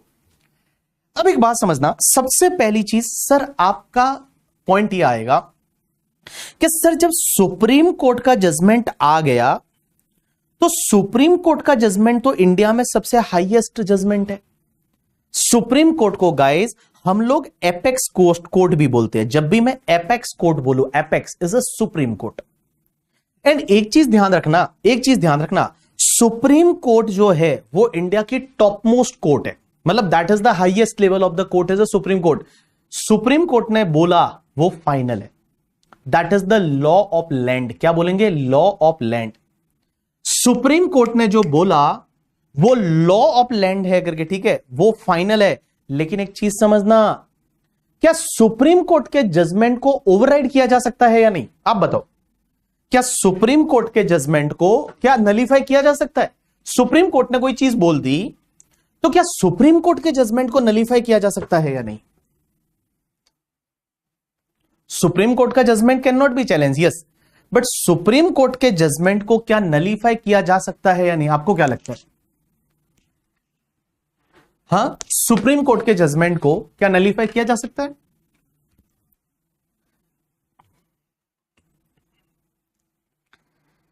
राइट आंसर इज, देखो, सुप्रीम कोर्ट का judgement is a law of land होता है। मतलब ये भैया बन गया लॉ है, बट सुप्रीम कोर्ट के जजमेंट को भी हटाया जा सकता है। एंड सुप्रीम कोर्ट के जजमेंट को नलीफाई किया जा सकता है किसके द्वारा पता है? लॉ में चेंज करके। अगर आप लॉ में चेंज कर दोगे तो सुप्रीम कोर्ट के जजमेंट को उड़ा दिया जाएगा। तो सुप्रीम कोर्ट के जजमेंट को प्रेसिडेंट नहीं, ऐसा नहीं है, प्रेसिडेंट नहीं, सुप्रीम कोर्ट के जजमेंट को नलीफाई किया जा सकता है बाय अमेंडिंग द लॉ। अगर लॉ में अमेंडमेंट किया तो सुप्रीम कोर्ट का जजमेंट है वो नलीफाई हो गया करके, ठीक है। आपने एक जजमेंट सुना होगा सुप्रीम कोर्ट का, जैसे एक शाहबानो केस करके हुआ करता था, बहुत पहले का केस है। अगर आप ऐसी पॉलिटिक्स या उसमें आप देखते होंगे तो शाहबानो एक केस था, उसमें कुछ मतलब तलाक हो जाता है, और तलाक के बाद में उसको क्या बोलते हैं, उनकी जो वाइफ थी शाहबानो, उनको जो क्या बोलते हैं सर्वाइवल के जो हस्बैंड जो पैसा देता है, सुप्रीम कोर्ट ने बोला था कि वो देना पड़ेगा करके, ठीक है। लेकिन फिर राजीव गांधी की उस टाइम गवर्नमेंट थी और उन्होंने उसको सुप्रीम कोर्ट के जजमेंट को ओवरराइड कर दिया था, राजीव गांधी की, या Rajiv Gandhi was the PM. तो सुप्रीम कोर्ट के जजमेंट को ओवरराइड किया जा सकता है, आंसर इज यस, किया जा सकता है। किससे? लॉ बना के। तो सुप्रीम कोर्ट का जजमेंट उसको लॉ बना के जो है वो ओवरराइड किया जा सकता है। अब एक और चीज समझना, एक और एग्जांपल देता हूं। दिल्ली में, आपको पता है दिल्ली में किसकी सरकार है? अरविंद केजरीवाल की। तो दिल्ली में अरविंद केजरीवाल की सरकार है। अब क्वेश्चन ये था कि दिल्ली में जितने भी गवर्नमेंट के ऑफिसर्स है उनकी ट्रांसफर पोस्टिंग कौन करेगा? तो ट्रांसफर पोस्टिंग कौन करेगा, उसमें सुप्रीम कोर्ट का जजमेंट आया था कि यह पावर अरविंद केजरीवाल के पास ही होना चाहिए। मिस दिल्ली सरकार में जितने भी ऑफिसर्स है वो ऑफिसर्स की ट्रांसफर पोस्टिंग है वो दिल्ली सरकार करेगी। लेकिन फिर अमित शाह ने क्या किया? एक लॉ लाया और इस जजमेंट को ओवरराइड कर दिया। तो सिंपल सी चीज मैं आपको यहां पे ये बोलना चाहता हूं करके, ठीक है, कि सुप्रीम कोर्ट के जजमेंट को ओवरराइड किया जा सकता है, आंसर इज यस। कैसे किया जा सकता है? लॉ बना के, ठीक है। चलिए अब एक और चीज समझते हैं कि आपने बोला कि सुप्रीम कोर्ट के जजमेंट को ओवरराइड कर दिया किसने? प्रणब मुखर्जी ने, तो फाइनेंस मिनिस्टर थे 2012 में। चेंज कर दिया लॉ कोई, और लॉ में रेट्रोस्पेक्टिव अमेंडमेंट किया। अब आप बोलोगे रेट्रोस्पेक्टिव और प्रोस्पेक्टिव क्या होता है? एक तो होता है प्रोस्पेक्टिव। प्रोस्पेक्टिव मतलब अभी से, अगर मान लो कभी होता है ना ऐसी चीज कि प्रोस्पेक्टिव अभी से। रेट्रोस्पेक्टिव मतलब लाइक पहले से, दैट इज कॉल्ड रेट्रोस्पेक्टिव। तो एक चीज समझना, इन्होंने जो अमेंडमेंट किया 2012 में, finance minister was Pranab Mukherjee, और प्रणब मुखर्जी ने ये अमेंडमेंट है ये रेट्रोस्पेक्टिव किया था। रेट्रोस्पेक्टिव मतलब पहले से, बोला पहले से ये अमेंडमेंट करके, ठीक है, 1961 से ये अमेंडमेंट किया। और एक बात बताओ, जब ये रेट्रोस्पेक्टिव अमेंडमेंट हुआ ना, उसके बाद में वोडाफोन को वापस नोटिस भेजा। वोडाफोन जीत गई थी सुप्रीम कोर्ट में करके, ठीक है, वोडाफोन को वापस नोटिस भेजा।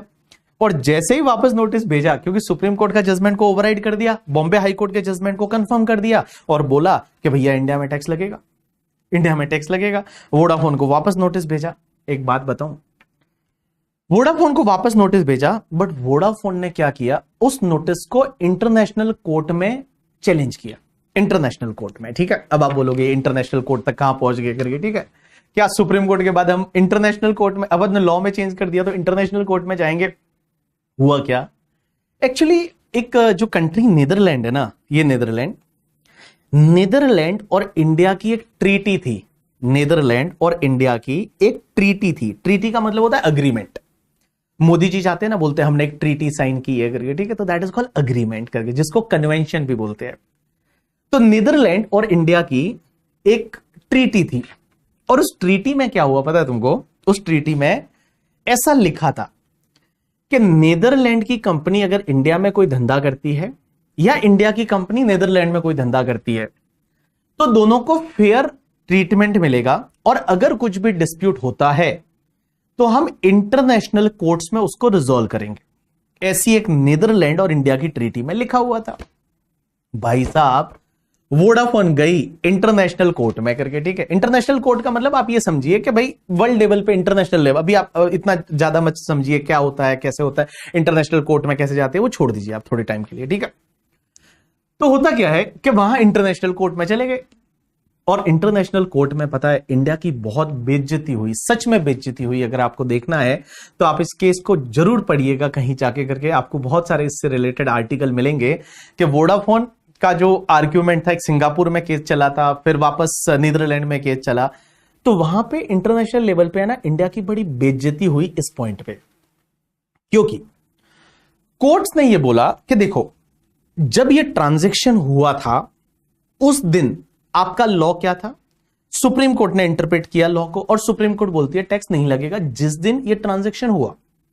उसके बाद आप अपनी मर्जी के हिसाब से लॉ को चेंज कर देते हो, और लॉ को रेट्रोस्पेक्टिवली चेंज करके बोलते हो टैक्स लाओ करके, ठीक है। तो ये तो गलत हो रहा है ना, बिकॉज अब आपकी कंट्री में कोई भी पर्सन नहीं आएगा बिजनेस करने के लिए, क्योंकि आज का लॉ देख के आता है। कोई भी अगर मान लो कोई भी बिजनेस करने आएगा तो वो तो आज का लॉ देख के आएगा ना, और उस दिन का लॉ ये था कि इंडिया में टैक्स नहीं लगेगा। फिर आप रेट्रोस्पेक्टिवली अमेंडमेंट कर लेते हो और उसके बाद बोलते हो आपको टैक्स देना पड़ेगा इंडिया में एंड ऑल। तो ये तो गलत है। और एक बात बताऊं, जब ऐसा हुआ ना तो क्या हुआ, 2021 में that time our finance minister Nirmala Sitharaman ji was the finance minister in 2021। और निर्मला सीतारमण जी ने क्या किया पता है, कि जो प्रणब मुखर्जी ने वो अमेंडमेंट रेट्रोस्पेक्टिवली किया था ना, उसको हटा के और उन्होंने अमेंडमेंट प्रोस्पेक्टिवली करा दिया फ्रॉम 2012 से प्रोस्पेक्टिवली अमेंडमेंट किया गया। एंड गाइस, जो वोडाफोन ने अगर मान लो कुछ टैक्स भरा भी था पहले करके, ठीक है, वोडाफोन ने कोई 6-7 हजार शायद भरा था, वो उनको वापस कर दिया गया पैसा करके, ठीक है। और जिन जिन का बोला 2012 से पहले के जो भी आपके ट्रांजैक्शन थे उस पर हम टैक्स नहीं लेंगे, और उसके बाद अगर कोई ऐसा ट्रांजैक्शन करेगा तो उस पर हम टैक्स लेंगे करके, ठीक है। निर्मला सीतारमण जी ने यह अमेंडमेंट को प्रोस्पेक्टिवली किया, क्योंकि इंडिया की बड़ी बेइज्जती हो गई थी इंटरनेशनल लेवल पे कि इंडिया के देखो जो है लॉ मेकर्स क्या कर रहे हैं, कैसे कर रहे हैं। सुप्रीम कोर्ट ने जजमेंट दे दिया, उसके बाद उसको नलीफाई कर दो, लॉ बना दो, ये तो आप अपनी मर्जी से कुछ भी कर रहे हो करके, ठीक है। That is not a good and fair practice. फिर इसकी वजह से क्या हुआ, निर्मला सीतारमण जी ने इस अमेंडमेंट को प्रोस्पेक्टिवली इफेक्ट दिया फ्रॉम द 2012, जो रेट्रोस्पेक्टिवली 1961 से था उसको हटा दिया, और 2012 से यह अमेंडमेंट आया कि एक फॉरेन कंपनी दूसरी फॉरेन कंपनी के शेयर तीसरी फॉरेन कंपनी को बेचती है तो भी इंडिया में टैक्स लगेगा। वो कैसे लगेगा, क्या लगेगा, वो अपन आगे जाके समझेंगे, बट वोडाफोन यहां पे जीत गई अल्टीमेटली इंटरनेशनल कोर्ट्स में जाके करके, ठीक है। चलिए, तो this is the perfect example of the tax avoidance. तो आप लोग जो पूछ रहे थे ना कि टैक्स अवॉइडेंस क्या होता है, देखो आपने लॉ में रहते हुए लॉ का मिसयूज किया, तो that is called your tax avoidance. तो this is the perfect example of the tax avoidance के देखो लॉ में रह के और लॉ का यूज किया था इन्होंने, that is the tax avoidance. अब एक बात बताऊं, टैक्स अवॉइडेंस लोग बहुत ज्यादा कर रहे हैं और अब गवर्नमेंट थक गई है, गवर्नमेंट है वो थक गई है, ऐसा बोलते हैं ना, आप बहुत थक गए होंगे जल लीजिए करके, ठीक है। वो आपने देखा होगा ना कि लाइक आप बहुत थक गए हैं जल लीजिए करके, ठीक है। तो बहुत थक गई है गवर्नमेंट लोगों को टैक्स अवॉइडेंस को रोकते रोकते। एक बात बताऊं, जब गवर्नमेंट थक गई है रोहन, तो अब गवर्नमेंट ने क्या किया पता है तुमको, गवर्नमेंट ने एक ऐसी चीज डाली जिस कॉन्सेप्ट का नाम है गार। गार का मतलब होता है general anti avoidance rules. And पता है गार में क्या लिखा है पता है तुमको? Yes Akshay, your message is visible. या गार में क्या लिखा कि अगर आप कुछ भी ऐसा करते हैं जो नहीं करना चाहिए, मतलब कमर्शियल सब्सटेंस में ऐसा नहीं करते, और बट आप अगर ऐसा कुछ करते हैं तो हम गार लगा देंगे और आपका जो ट्रांजैक्शन है उसको हम डिसरिगार्ड कर देंगे। अब ये क्या है, कैसे है, अपन जब गार पढ़ेंगे तब आपको समझ में आएगा। बट अब देखो आज की डेट में ऐसे कुछ भी आप ऐसी कुछ भी चीज नहीं कर सकते जो कि गलत है, मतलब टैक्स अवॉइडेंस है। लॉ में रह के लॉ के मजे ले लिए, आपने करके, ठीक है। तो भैया गार लगा सकती है हमारी इनकम टैक्स डिपार्टमेंट, और गार लगा सकती है, और अगर गार लगाया तो भाई साहब आपका जो ट्रांजैक्शन है उसको कैंसिल किया जा सकता है, जो क्या बोलते हैं वो उस ट्रांजैक्शन जो है उसको वापस से उसको लिफ्टिंग ऑफ कॉर्पोरेट वेल जैसा करके, ठीक है, वैसा किया जा सकता है। एंड भैया आपको टैक्स लिया जा सकता है। और ये गार जो आया, ये लास्ट 7-8 ईयर्स हो चुके हैं गार आए हुए, लेकिन गार में अभी तक एक भी केस आया नहीं है। मतलब अभी तक गवर्नमेंट सीख रही है, इनकम टैक्स डिपार्टमेंट सीख रहा है करके, ठीक है। अभी तक जो है ये लर्निंग फेज है गार का। तो गार इज वेरी इंटरेस्टिंग। अभी तक गार में कुछ ऐसे केस आए नहीं है, बट गार क्या है पता है तुमको? General anti avoidance rules. इन्होंने बोला कि अब हम परेशान हो गए लोगों से, कहीं भी लॉ को मैनिपुलेट कर देते, कहीं भी कुछ भी लूपहोल्स यूज कर देते। अब उन्होंने ऐसा बोल दिया कि अगर आप कुछ भी ऐसा करते हो जिससे कि टैक्स बेनिफिट ले रहे हो, और टैक्स बेनिफिट अगर 3 करोड़ रुपीज से ज्यादा का है, अगर आप कुछ भी ऐसा करते हो जिसमें टैक्स बेनिफिट ले रहे हो और वो बेनिफिट 3 करोड़ से ज्यादा है, और वो अगर आप अनड्यू बेनिफिट ले रहे हो और लॉ में रह के कर रहे हो, तो हम गार लगा देंगे। लेकिन गार में अभी तक कोई भी केस आया नहीं है करके, ठीक है। गार में अभी तक कोई केस आया नहीं है, फ्यूचर में देखेंगे जब गार पढ़ेंगे तब, कि गार में अभी तक कोई भी केस नहीं आया है। This concept is a still developing concept in India. तो गाइज ये आपका जो मिला के ये जो second and third political party, charitable trust, business trust, ये सब मिला के आपके एग्जाम में 22% वेटेज रखेगा, 20 to 22%।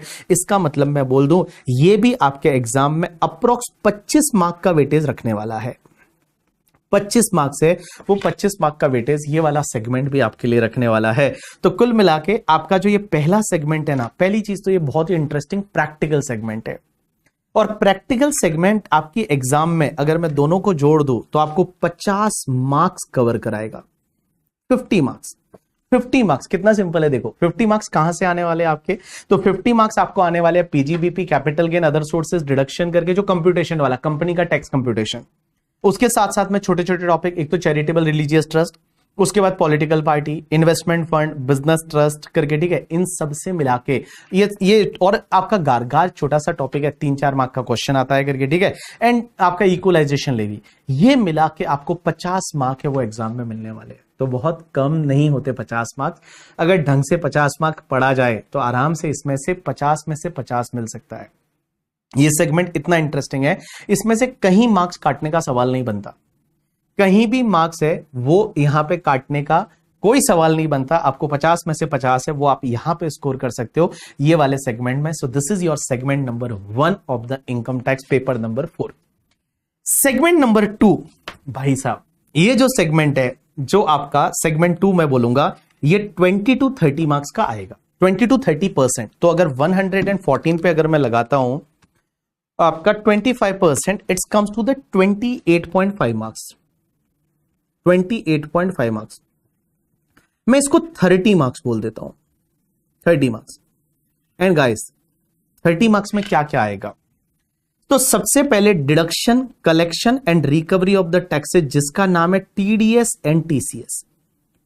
एंड सबसे जरूरी चीज मैं आपको बता दूं यहां पे, ये जो आपका टीडीएस टीसीएस टॉपिक है ना, यही आपके एग्जाम में 10 to 12 मार्क्स कवर करेगा। 10 to 12 टीडीएस टीसीएस, 10 to 12 सबसे इंपॉर्टेंट टॉपिक मैं बोलता हूं टीडीएस टीसीएस है। और बहुत मजा आएगा जब आप टीडीएस टीसीएस पढ़ोगे। तो TDS TCS is going to cover the 10 to 12 marks in the examination. उसके बाद में आपका प्रोसीजरल पार्ट, प्रोसीजरल पार्ट में income tax authority, assessment procedure, appeals and revision, dispute resolution करके, ठीक है। ये जो टॉपिक है, ये तीनों टॉपिक है, इसको मैं पढ़ाता हूं एज अ असेसमेंट प्रोसीजर के नाम से। Assessment procedure and appeal revision के रिटर्न कैसे फाइल होता है, असेसमेंट कैसे होगा सर, स्क्रूटनी असेसमेंट किसको बोलते हैं, 148 का असेसमेंट है वो कैसे होगा। और इस बार असेसमेंट में बहुत अमेंडमेंट आए हैं।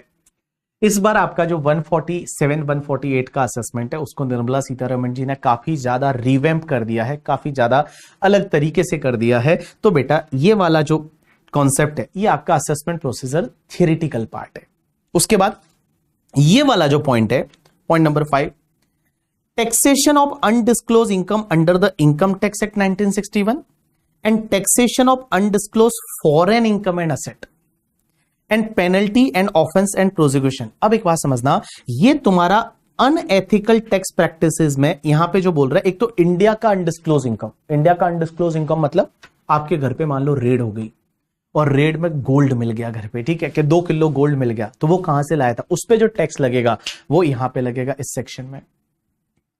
या फिर मान लो आपने आपकी शादी पे खर्चा किया और आपने आपकी शादी पे जो है वो खर्चा किया, वो खर्चा जो है वो मान लो 5 करोड़ का खर्चा किया, बहुत मजे किए शादी पे, 5 करोड़ का खर्चा किया। इनकम टैक्स वालों ने पूछ लिया ये 5 करोड़ कहां से लाया था, तो बोले ये 5 करोड़ तो हमको पता नहीं कहां से आया था। बोले कहां से आया, थप्पड़ मारेंगे आपके, कहां से आया पता नहीं है तुझे, ला, ठीक है, टैक्स ला उस पे।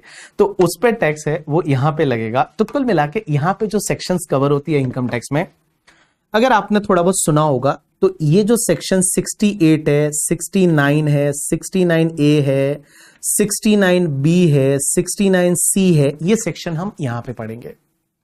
एंड उसके साथ में फॉरेन का अनडिस्क्लोज इनकम, फॉरेन का अनडिस्क्लोज इनकम जो है, फॉरेन का अनडिस्क्लोज इनकम, इससे रिलेटेड गाइस एक लॉ यहां पे पढ़ेंगे, that is black money act करके, ब्लैक मनी एक्ट 2015 करके। एंड गाइस ये ब्लैक मनी है, काला पैसा इंडिया के बाहर, स्विस बैंक में आपने अगर पैसा रखा है, स्विस बैंक में पैसा रखा है, फॉरेन में आपकी प्रॉपर्टी है, आपने बताया नहीं है, तो वो सब चीजें हम यहां पे पढ़ेंगे taxation of undisclosed foreign income and assets में। And last miscellaneous provision, and उसके बाद में टैक्स ऑडिट करके। ठीक है, तो टैक्स ऑडिट तो बड़ा सिंपल सा है, ये अपन यहां पे पढ़ने वाले हैं करके। ठीक है, ये पॉइंट है वो टैक्स ऑडिट वाला अपन यहां पे पढ़ेंगे। चलिए, मैंने यहां पे एक और पेज लेना चाहिए था, मुझे लिया नहीं है, इसके बाद में मैं आपको बताता हूं। तो देखिए, सबसे पहली चीज आपका ये वाला जो सेगमेंट है उसमें आपका टैक्स ऑडिट तक आ गया। मुझे एक बार है ना आईसीआई की वेबसाइट से सिलेबस का एक पेज मेरा लेना रह गया। बीओएस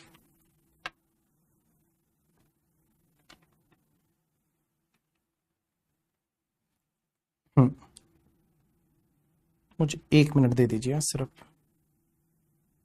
हाँ, ये वाला पेज मैंने इंटरनेशनल टैक्सेशन वाला नहीं लिया। This is a page number 24। नोटेबिलिटी,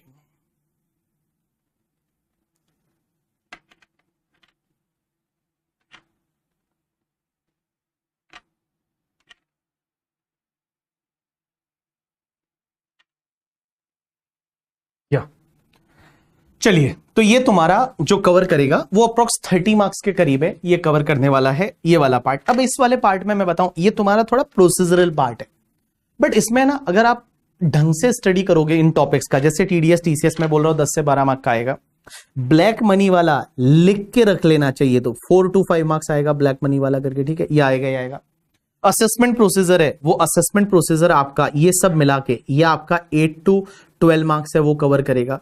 तो ऐसा करके टैक्स ऑडिट है, अब टैक्स ऑडिट आपको मिनिमम है वो 3 से 4 मार्क है, वो कवर करेगा टैक्स ऑडिट वाला पार्ट। तो ये जो है ना, ये थोड़ा प्रोसीजरल पार्ट है, and this is going to cover approx 28.5 means 30 marks in your examination. This is your second segment of the syllabus. Third segment जो रहेगा that is your international taxation, ये वाला part that is international taxation. And international taxation जो है वो आपके exam में 30 to 35% cover करेगा। तो अपन एक काम करते हैं, 114 मार्क्स का अगर अपन 32.5% करते हैं तो it's going to cover approx 37 marks in your examination. 37 marks है वो आपको यहां से मिलेगा इंटरनेशनल टैक्सेशन से। एंड ये बहुत ही छोटा सा पार्ट है, बट मार्क्स बहुत है, बहुत छोटा सा पार्ट है, बट मार्क्स है वो मार्क्स भाई साहब गजब लेवल के मार्क्स आएंगे। 37 मार्क्स के करीब है, वो आपका इंटरनेशनल टैक्सेशन कवर करेगा। तो आप देखिए, 50 मार्क्स सबसे पहले वाले कंप्यूटेशन पार्ट से आएगा, उसके बाद 30 मार्क्स दूसरे वाले से, और 37 ये 117 होता है। मैंने आपको बोला है एग्जाम में पेपर 114 का आता है। तो ऐसे आपका सिलेबस चलेगा। अब आप बोलोगे इंटरनेशनल टैक्सेशन में क्या क्या आएगा करके। ठीक है, यस एवरीवन, लाइक सबकी चैट मुझे दिख रही है, बट आप बार बार अगर मैसेज करोगे तो मेरे को, मैं ध्यान उधर उतना नहीं जाता, मैं ध्यान इधर रखता हूं। मेरे को जब जरूरत होगी आपके मैसेज में देख लूंगा। ठीक है, चलिए आप इधर ध्यान दीजिए। इंटरनेशनल टैक्सेशन में क्या आएगा, तो अगर मैं इंटरनेशनल टैक्सेशन की बात करूं गाइस, तो इंटरनेशनल टैक्सेशन में देखिए, taxation of the cross border transaction and non resident taxation under the income tax act 1961। जो आपके क्रॉस बॉर्डर ट्रांजैक्शन है और जो नॉन रेजिडेंट का टैक्सेशन है, जो फॉरेन में लोग रहते हैं उनको इंडिया में कैसे टैक्स लगेगा, फॉरेन के जो फंड्स है वो इंडिया में अगर पैसा कमाते हैं कैसे टैक्स लगेगा, फॉरेन की जो शिप है वो अगर इंडिया में आएगी चुक चुक करते हुए, ठीक है, उसको कैसे टैक्स लगेगा। तो वो सब चीजें हम यहां पे पढ़ेंगे। उसके साथ साथ में हम ट्रांसफर प्राइसिंग पढ़ेंगे। और मैं बताऊं, ये 37 मार्क्स में से आप मान के चलिए कि आपके 10 मार्क्स जो है वो तो ट्रांसफर प्राइसिंग से ही कवर होंगे। 10 marks transfer pricing. Non resident taxation है वो नॉन रेजिडेंट टैक्सेशन से 8 मार्क कवर होंगे करके। ठीक है, उसके बाद double taxation relief. Double taxation relief, अब आप बोलोगे डबल टैक्सेशन रिलीफ क्या है। डबल टैक्सेशन रिलीफ जो है वो, डबल टैक्सेशन रिलीफ क्या है पता है आपको? आपको पता है इंटरमीडिएट में अपन ने कॉन्सेप्ट पढ़ा था। कॉन्सेप्ट ये था कि अगर कोई रेजिडेंट पर्सन है और वो रेजिडेंट पर्सन को पूरे वर्ल्ड की इनकम पे टैक्स लगता है, पता है कि नहीं? एक बात बताओ, रेजिडेंट पर्सन जो है उसको पता है पूरे वर्ल्ड की इनकम पे टैक्स लगता है। ये आपने सुना हुआ है कि अगर आप रेजिडेंट एंड ऑर्डिनरीली रेजिडेंट बन गए तो भाई साहब आपने पाप कर लिया, पूरे वर्ल्ड की इनकम पे टैक्स लगेगा।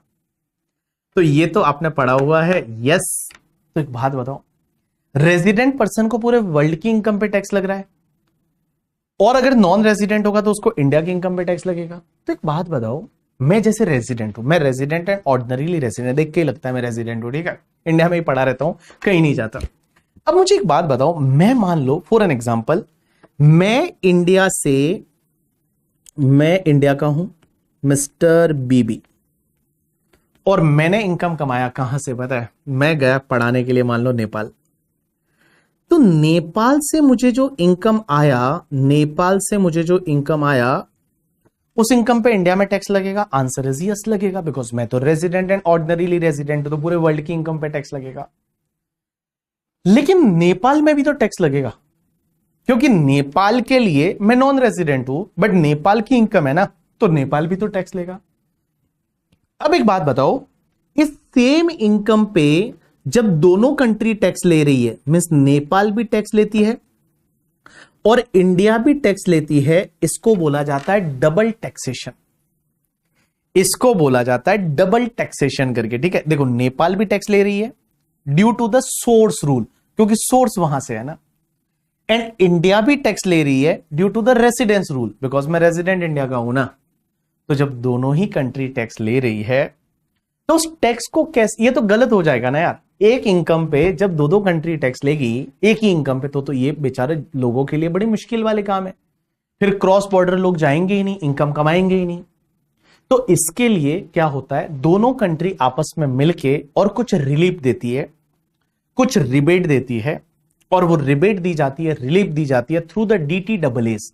DTAAs का मतलब होता है डबल टैक्सेशन अवॉइडेंस अग्रीमेंट, या जिसको हम टैक्स ट्रीटी बोलते हैं, या हम उसको टैक्स कन्वेंशन बोलते हैं करके, ठीक है। तो वो वाला पॉइंट है, वो हम यहां पे पढ़ेंगे। एंड गाइस, मैं आपको बता दूं, ये टॉपिक आपके एग्जाम में 5 से लेके और 7 मार्क कवर करेगा, और बड़ा इजी सा टॉपिक है, एक ही दिन में हो जाएगा ये। उसके बाद एडवांस रूलिंग। एक किसी को पता है एडवांस रूलिंग क्या होता है? एडवांस रूलिंग क्या होता है? बताओ बताओ बताओ।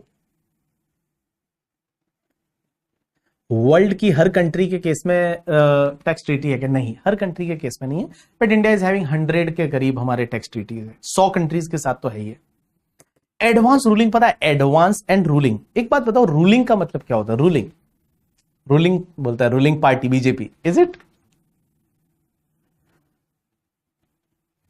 What is the advance ruling?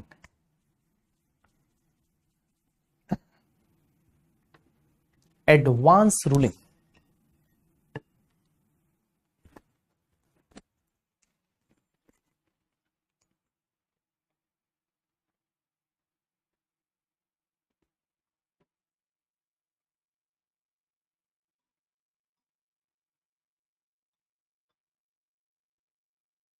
Ruling का मतलब होता है, कोई बोल रहा है हुकुम चलाना करके, ठीक है।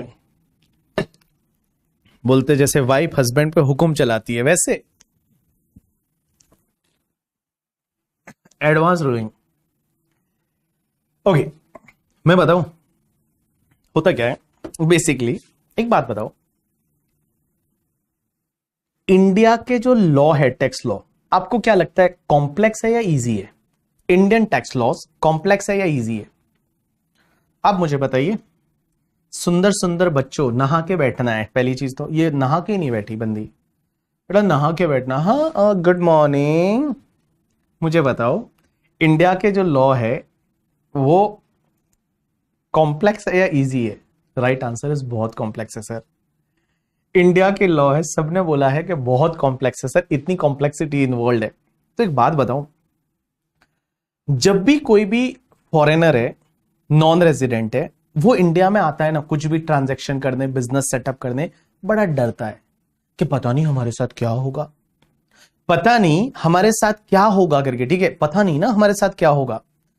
तो वो क्या करते हैं, हमारे इंडिया में एक अथॉरिटी है जिसका नाम है बार करके, ठीक है। क्या है? बार, BAR, bar, bar, board for advance ruling करके, ठीक है।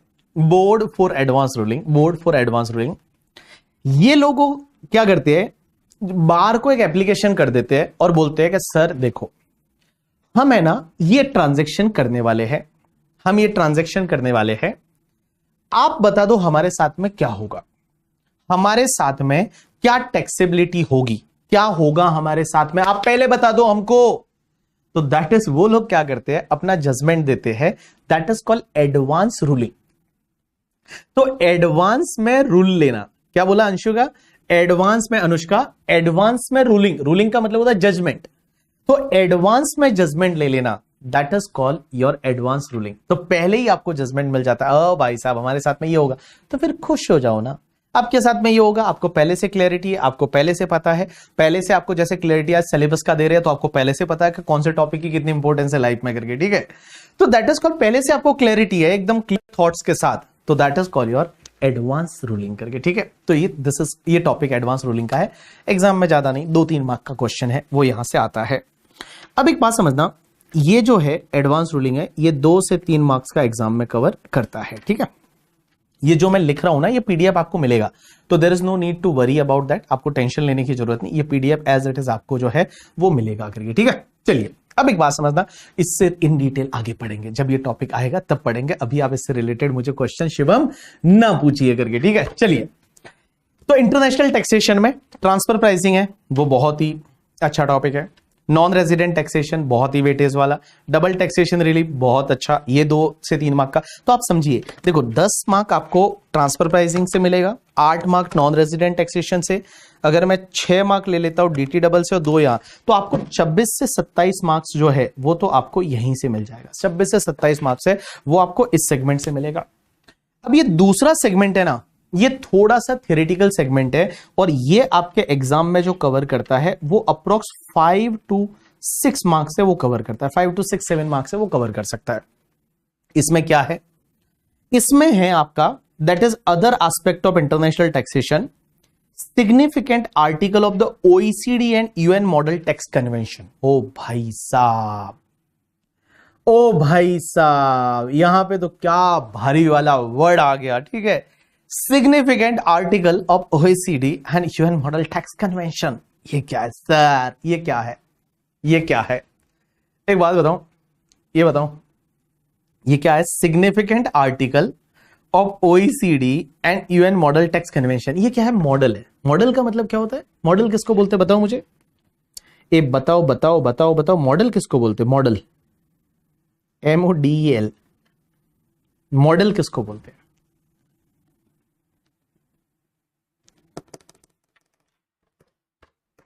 मॉडल, मॉडल, मॉडल किसको बोलते हैं, मॉडल, ओ ओ ओ ओ ओ शिवम भाई, मॉडल, ये मॉडल का मतलब बोलता है सो फैंसी करके, ठीक है। एक्ट्रेस बोलते बिपाशा बासु, हाँ मॉडल, मॉडल बहुत सारे लोगों ने सही आंसर भी दिया। मॉडल का मतलब एक स्ट्रक्चर, फ्रेमवर्क, एक sample, so that is the Deepika Padukone, Babita ji नहीं, ठीक है। एक स्ट्रक्चर, एक फ्रेमवर्क, एक सैंपल, एक pro forma, that is called model. एक बात बताओ, आप मुझे एक बात बताओ, आपके ऑफिस में अगर कोई पार्टनरशिप डीड बनाने आता है तो आप कैसे बनाते हो, आप पार्टनरशिप डीड कैसे बनाते हो, आप सिंपल सा काम करते हो, क्या करते हो, आप सिंपल सा काम करते हो कि भैया आप बोलते हो उसको, अच्छा पार्टनर के नाम बताओ, उसने नाम बताए पार्टनर के, ठीक है। उसके बाद बोला अच्छा क्या PSR रहेगा बताओ, कैपिटल क्या है बताओ। फिर आप क्या करते हो, आपको पता है आपके ऑफिस के पीसी में एक फोल्डर है, उसमें पार्टनरशिप डीड ऑलरेडी किसी का है, और वो पार्टनरशिप डीड को फिर क्या करते हो, आप एडिट करते हो, अच्छा नाम इसमें डाल दो, इसका ये डाल दो, इसका ये डाल दो, इसका, और पार्टनरशिप डीड तैयार हो गया। तो एक बात बताओ, आपके पास में पहले से जो था partnership deed, that is called model, that is called model, एक पार्टनरशिप डीड का मॉडल था ना आपके पास। अब एक बात बताओ, आप समझो, मान लो हमारे मोदी जी जो है, मोदी जी इटली गए, और जब इटली गए तो इटली में वहां की जो क्या बोलते हैं प्रेसिडेंट है या प्राइम मिनिस्टर जो भी बोलते हैं वहां पे, मिलोनी जी करके, ठीक है। अब एक बात समझना, जो मिलोनी जी है और मोदी जी है, वो दोनों आपस में टेबल पे बैठे हैं, इधर मोदी जी बैठे, इधर मिलोनी जी बैठी, दोनों एक दूसरे को देख रहे हैं, एंड दोनों बोलते हैं कि चलो अब हम अग्रीमेंट बनाते हैं, इंडिया के बीच में और इटली के बीच में एक अग्रीमेंट बनाते हैं। अब एक बात समझो, अग्रीमेंट बनाते हैं तो अग्रीमेंट कैसे बनाएंगे, भाई कुछ ना कुछ मॉडल तो होना चाहिए, कुछ ना कुछ परफॉर्मा तो होना चाहिए करके, ठीक है, कुछ ना कुछ सैंपल तो होना चाहिए। चालू कहां से करें भाई? दोनों के बीच में कोई अग्रीमेंट बना रहे हैं, चलो टैक्स का अग्रीमेंट बना रहे हैं या कोई अग्रीमेंट बना रहे, तो चालू कहां से करें भाई? स्टार्टिंग कहां से करें हम लोग करके, ठीक है। तो स्टार्टिंग करने के लिए कुछ मॉडल्स है, और मैं बता दूं पूरे वर्ल्ड में जितने भी अग्रीमेंट्स बनते हैं, मतलब जो टैक्सेशन से रिलेटेड अग्रीमेंट बनते हैं कंट्रीज के बीच में, जो DTSS बनते हैं, टैक्स ट्रीटी बनती है, टैक्स कन्वेंशन बनती है, उसमें 3 तरीके के मॉडल फॉलो होते हैं। एक होता है OECD मॉडल, एक होता है तुम्हारा UN मॉडल, और एक होता है तुम्हारा US मॉडल। US मतलब यूनाइटेड स्टेट। तो one is the OECD model, one is the UN model and one is the US model. OECD model जो है वो फॉलो करती है जो वर्ल्ड की डेवलप्ड कंट्री है, जितनी भी डेवलप्ड कंट्री है। डेवलप्ड कंट्री मींस जो एकदम यूके वगैरह जो है डेवलप्ड कंट्री, जापान यूके का अग्रीमेंट होगा तो वो OECD मॉडल फॉलो करेंगे। या फिर मान लो जो डेवलप कंट्री की अगर अपन बात करते हैं, अगर स्पेन है, स्पेन एंड फ्रांस का कोई अग्रीमेंट होगा, वो लोग OECD मॉडल फॉलो करेंगे, क्योंकि OECD जो डेवलप्ड कंट्री होती है वो OECD मॉडल नॉर्मली फॉलो करती है। एक होता है UN मॉडल। UN मॉडल क्या होता है कि जब डेवलप और डेवलपिंग कंट्री के बीच में अग्रीमेंट होता है तो वो UN मॉडल नॉर्मली फॉलो करते हैं। एग्जांपल के लिए India, India is a not part of the OECD but we are part of the UN। हम यूनाइटेड नेशन जो है, हम UN का पार्ट है, हम जो है वो UN का पार्ट है, हम OECD का पार्ट नहीं है। तो हम लोग जो है वो UN मॉडल फॉलो करते हैं। बोलते हैं OECD का फुल फॉर्म बता दो, आप देख लो करके गूगल पे OECD का फुल फॉर्म करके, ठीक है। तो मैं बता दूं, हम जो है वो UN मॉडल फॉलो करते हैं, हम जो है वो OECD मॉडल फॉलो नॉर्मली नहीं करते। एक और होता है US मॉडल। US मॉडल जो है वो US मॉडल सिर्फ US फॉलो करता है। US क्या करता है, अगर US किसी कंट्री के साथ में अग्रीमेंट करता है, US किसी कंट्री के साथ अग्रीमेंट करता है, तो वो US मॉडल ही फॉलो करते हैं। वो अमेरिका बोलता है हम ही बाप है सबके करके, ठीक है, हमारा खुद का अलग मॉडल होगा, वो अपने सिलेबस में नहीं है। US model is not part of our syllabus. अपने सिलेबस में UN मॉडल से रिलेटेड कुछ चीजें हैं, OECD मॉडल से रिलेटेड कुछ चीजें हैं, बाकी चीजें हमारे सिलेबस में नहीं है। चलिए उसके बाद हम एक और चीज पढ़ेंगे, that is fundamental of the BEPS जो है, BEPS का फुल फॉर्म होता है base erosion and profit shifting. क्या बोला जाता है? Base erosion and profit shifting. इसके कुछ फंडामेंटल्स है। ये क्या होता है जस्ट आपको बता रहा हूं, ये बहुत सिंपल से टॉपिक है, कोई डिफिकल्ट है नहीं, नाम ही डिफिकल्ट। टॉपिक में जब जाओगे तो लगे यार रे सर ये तो हमको पता है, ठीक है। ब्रेक इवन पॉइंट नहीं होता BEPS का मतलब होता है base erosion and profit shifting. ये क्या होता है पता है तुमको? क्या आपको पता है पूरे वर्ल्ड में जितनी ये कंपनियां है, फेसबुक है, यूट्यूब है, ये जो इंस्टाग्राम वाली है, टेलीग्राम, ट्विटर, ये लोग पता है बहुत करोड़ों रुपए कमा रहे थे और टैक्स कहीं नहीं भरते थे, क्योंकि इनका क्या था, फिजिकल प्रेजेंस कहीं नहीं था। आप सोचिए कि अगर मैं बात करूं मान लो फेसबुक की, फेसबुक क्या करती है, पूरे वर्ल्ड में पैसा कमा रही है, अपना सर्वर कहां लगाती थी? सर्वर किसी ऐसे केमन आइलैंड वगैरह आइलैंड पे सर्वर लगा लेती थी और वहां से काम होता था। अब ये लोग क्या करते थे, पूरे वर्ल्ड से पैसे कमा रहे और टैक्स कहीं नहीं भर रहे थे। तो टैक्स जब कहीं नहीं भर रहे थे तो क्या हुआ पता है तुमको? वर्ल्ड की बहुत सारी कंट्रियों ने अपनी मीटिंग की और उनकी मीटिंग करके ऐसे बैठे सब लोग, ऐसे सूट बूट पहन के सब लोग बैठे कि देखिए आजकल ऐसे बहुत सारे लोग हैं प्लानिंग कर रहे हैं, बहुत सारी कंपनियां हैं वर्ल्ड में कहीं टैक्स ही नहीं भर रही है, हम सबको नुकसान हो रहा है करके, ठीक है, हम सबको नुकसान हो रहा है, कुछ ना कुछ करो सब मिलके। तो मैं बता दूं जितनी भी आपकी G20 कंट्री है, G20, India is a part of G20 ना, इंडिया G20 का पार्ट है। तो G20 कंट्री है, OECD कंट्री है, इन्होंने मिलके क्या किया पता है? कुछ ऐसे 15 एक्शन प्लान बनाए, 15 एक्शन प्लान बनाए, जिसको बोला जाता है base erosion profit shifting, BEPS action plan करके, ठीक है। और ऐसे एक्शन प्लान बनाए और बोला कि ऐसे ऐसे एक्शन प्लान फॉलो करो, जिससे क्या होगा ना, ये कंपनियां चिटिंग ना कर पाए और एक दूसरे के साथ में पता है तुमको ये इंफॉर्मेशन शेयर करने लग गए। क्योंकि आप एक बात बताओ, एक एग्जांपल लेता हूं, जैसे मान लो यूनिलीवर ग्रुप है, यूनिलीवर ग्रुप यूके का ग्रुप है, यूके की कंपनी है यूनिलीवर। यूनिलीवर का इंडिया में जो है, इंडिया में भी उसका प्रेजेंस है, जिसका नाम है, क्या नाम है, हिंदुस्तान यूनिलीवर। पाकिस्तान में उनका प्रेजेंस है, जिसका नाम है पाकिस्तान यूनिलीवर। नेपाल में भी ये लोग काम करते हैं, जिसका नाम है नेपाल यूनिलीवर। थाईलैंड में काम करते हैं, थाईलैंड यूनिलीवर।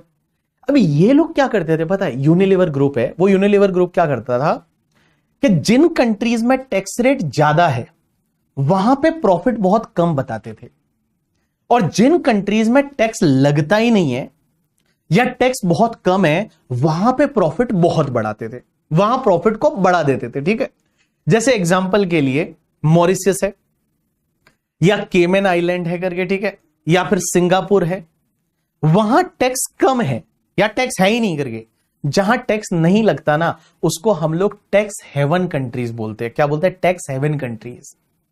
तो भैया वहां पे टैक्स है ही नहीं, तो जब टैक्स है ही नहीं तो वहां पे ये लोग क्या करते थे, प्रॉफिट को बड़ा इन्फ्लेट करते थे, बढ़ाते थे, और जहां टैक्स लग रहा है वहां प्रॉफिट को कम करते थे। तो इसी को तो बोला जाता है, इसी को तो बोला जाता है BEPS, that is the base erosion and profit shifting. ये लोग क्या करते थे, बेस को इरोड करते थे, प्रॉफिट को शिफ्ट कर देते थे। प्रॉफिट शिफ्टिंग फुल फॉर्म क्या है बेप्स का? देखो, बेस इरोजन प्रॉफिट शिफ्टिंग। आप बेस को इरोड कर रहे हो एंड प्रॉफिट को शिफ्ट किए जा रहे हो। अब आप बोलोगे ऐसे कैसे करते होंगे सर? मैं बताऊंगा, आगे बढ़ेंगे तब आपको पता चलेगा कि कंपनियां ऐसे कैसे करती थी। एक एग्जांपल छोटा सा ले लेता हूं, मान लो जैसे हिंदुस्तान यूनिलीवर लिमिटेड है।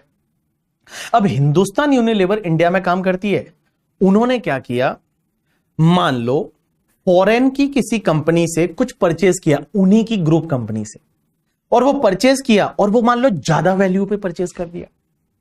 तो ज्यादा वैल्यू पे परचेज किया तो इंडिया की कंपनी परचेज ज्यादा बताएगी, तो इंडिया में प्रॉफिट कम हो जाएगा, और फॉरेन की कंपनी सेल ज्यादा बताएगी, वहां प्रॉफिट बढ़ जाएगा, लेकिन वहां तो टैक्स लगता ही नहीं, बट इंडिया में तो टैक्स लगता है।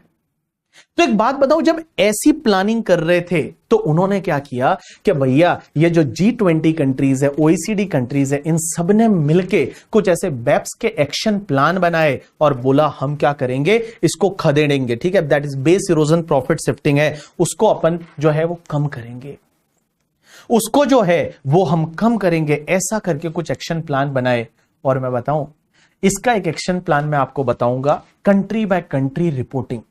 आज की डेट में क्या होता है पता है आपको, अगर कोई ऐसा इंटरनेशनल ग्रुप है जिसका टर्नओवर 6,500 करोड़ से ज्यादा का है, 6,500 करोड़ से ज्यादा का टर्नओवर वाली जो कंपनियां है, मल्टीनेशनल कंपनियां, उनको पूरे वर्ल्ड में एक रिपोर्ट शेयर करनी पड़ती है, जिसको हम कंट्री बाय कंट्री रिपोर्टिंग या CBC रिपोर्टिंग बोलते हैं, अगर आपने ट्रांसफर प्राइसिंग में काम किया हो ऑफिस में तो। और उसमें क्या होता है पता है, हर कंट्री का प्रॉफिट दिखता है कि अच्छा आप स्विट्जरलैंड में इतना प्रॉफिट बता रहे हैं, आपका प्रॉफिट मार्कअप इतना है, इंडिया में आप इतना प्रॉफिट बता रहे हैं, पाकिस्तान में आप इतना प्रॉफिट बता रहे हैं, यूके में आप इतना प्रॉफिट बता रहे हैं, ये सब चीजें आपको बतानी पड़ती है करके। ठीक है, एंड गाइस जब ये सब चीजें बतानी पड़ती है, वो सब एक्शन प्लान कहां दे रखे, बेप्स में दे रखे हैं। तो पढ़ेंगे तब आपको और समझ में आएगा। Last point, that is the application and interpretation of the tax treaty. जो टैक्स ट्रीटी बनती है, DTAA बनते हैं, उसको इंटरप्रेट कैसे करें। अगर मान लो इंडिया चाइना की कोई ट्रीटी बन गई और वो ट्रीटी इंग्लिश में भी लिखी हुई है, चाइनीज में भी लिखी हुई है, हिंदी में भी लिखी हुई है, तो सर हम जब ऐसे अलग अलग लिखी हुई है हर जगह करके, ठीक है, तो हम कौन सी लैंग्वेज को माने।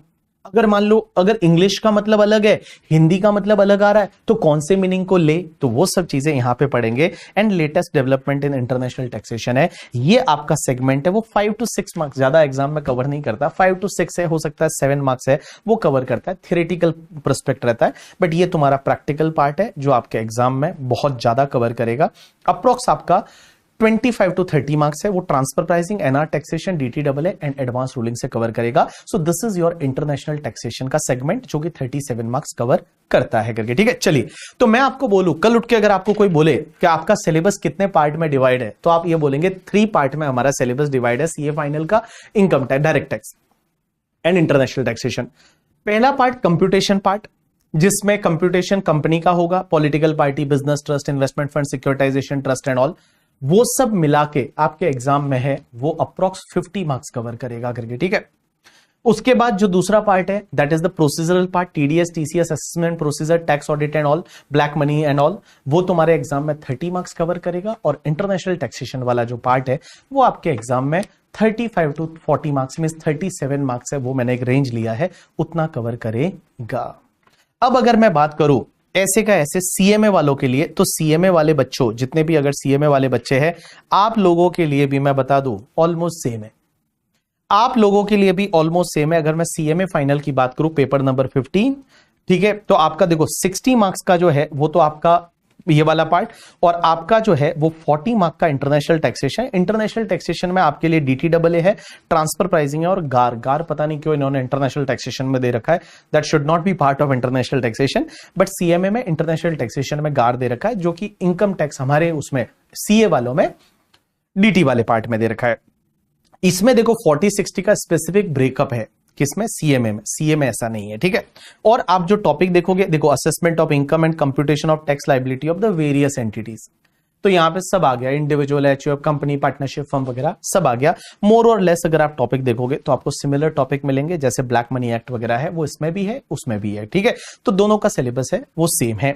यहां पे मैंने पेपर डाल के भी दिया है, ये सीए का पेपर है मई 2024 का, और इस पेपर में क्या है कैसे है वो आप एक बार पेपर को देख लोगे तो आपके लिए बेटर रहेगा, आपको ये समझ में आएगा जो मैंने आपको वेटेज बताया क्या वो वेटेज एप्लीकेबल हुआ है या नहीं हुआ।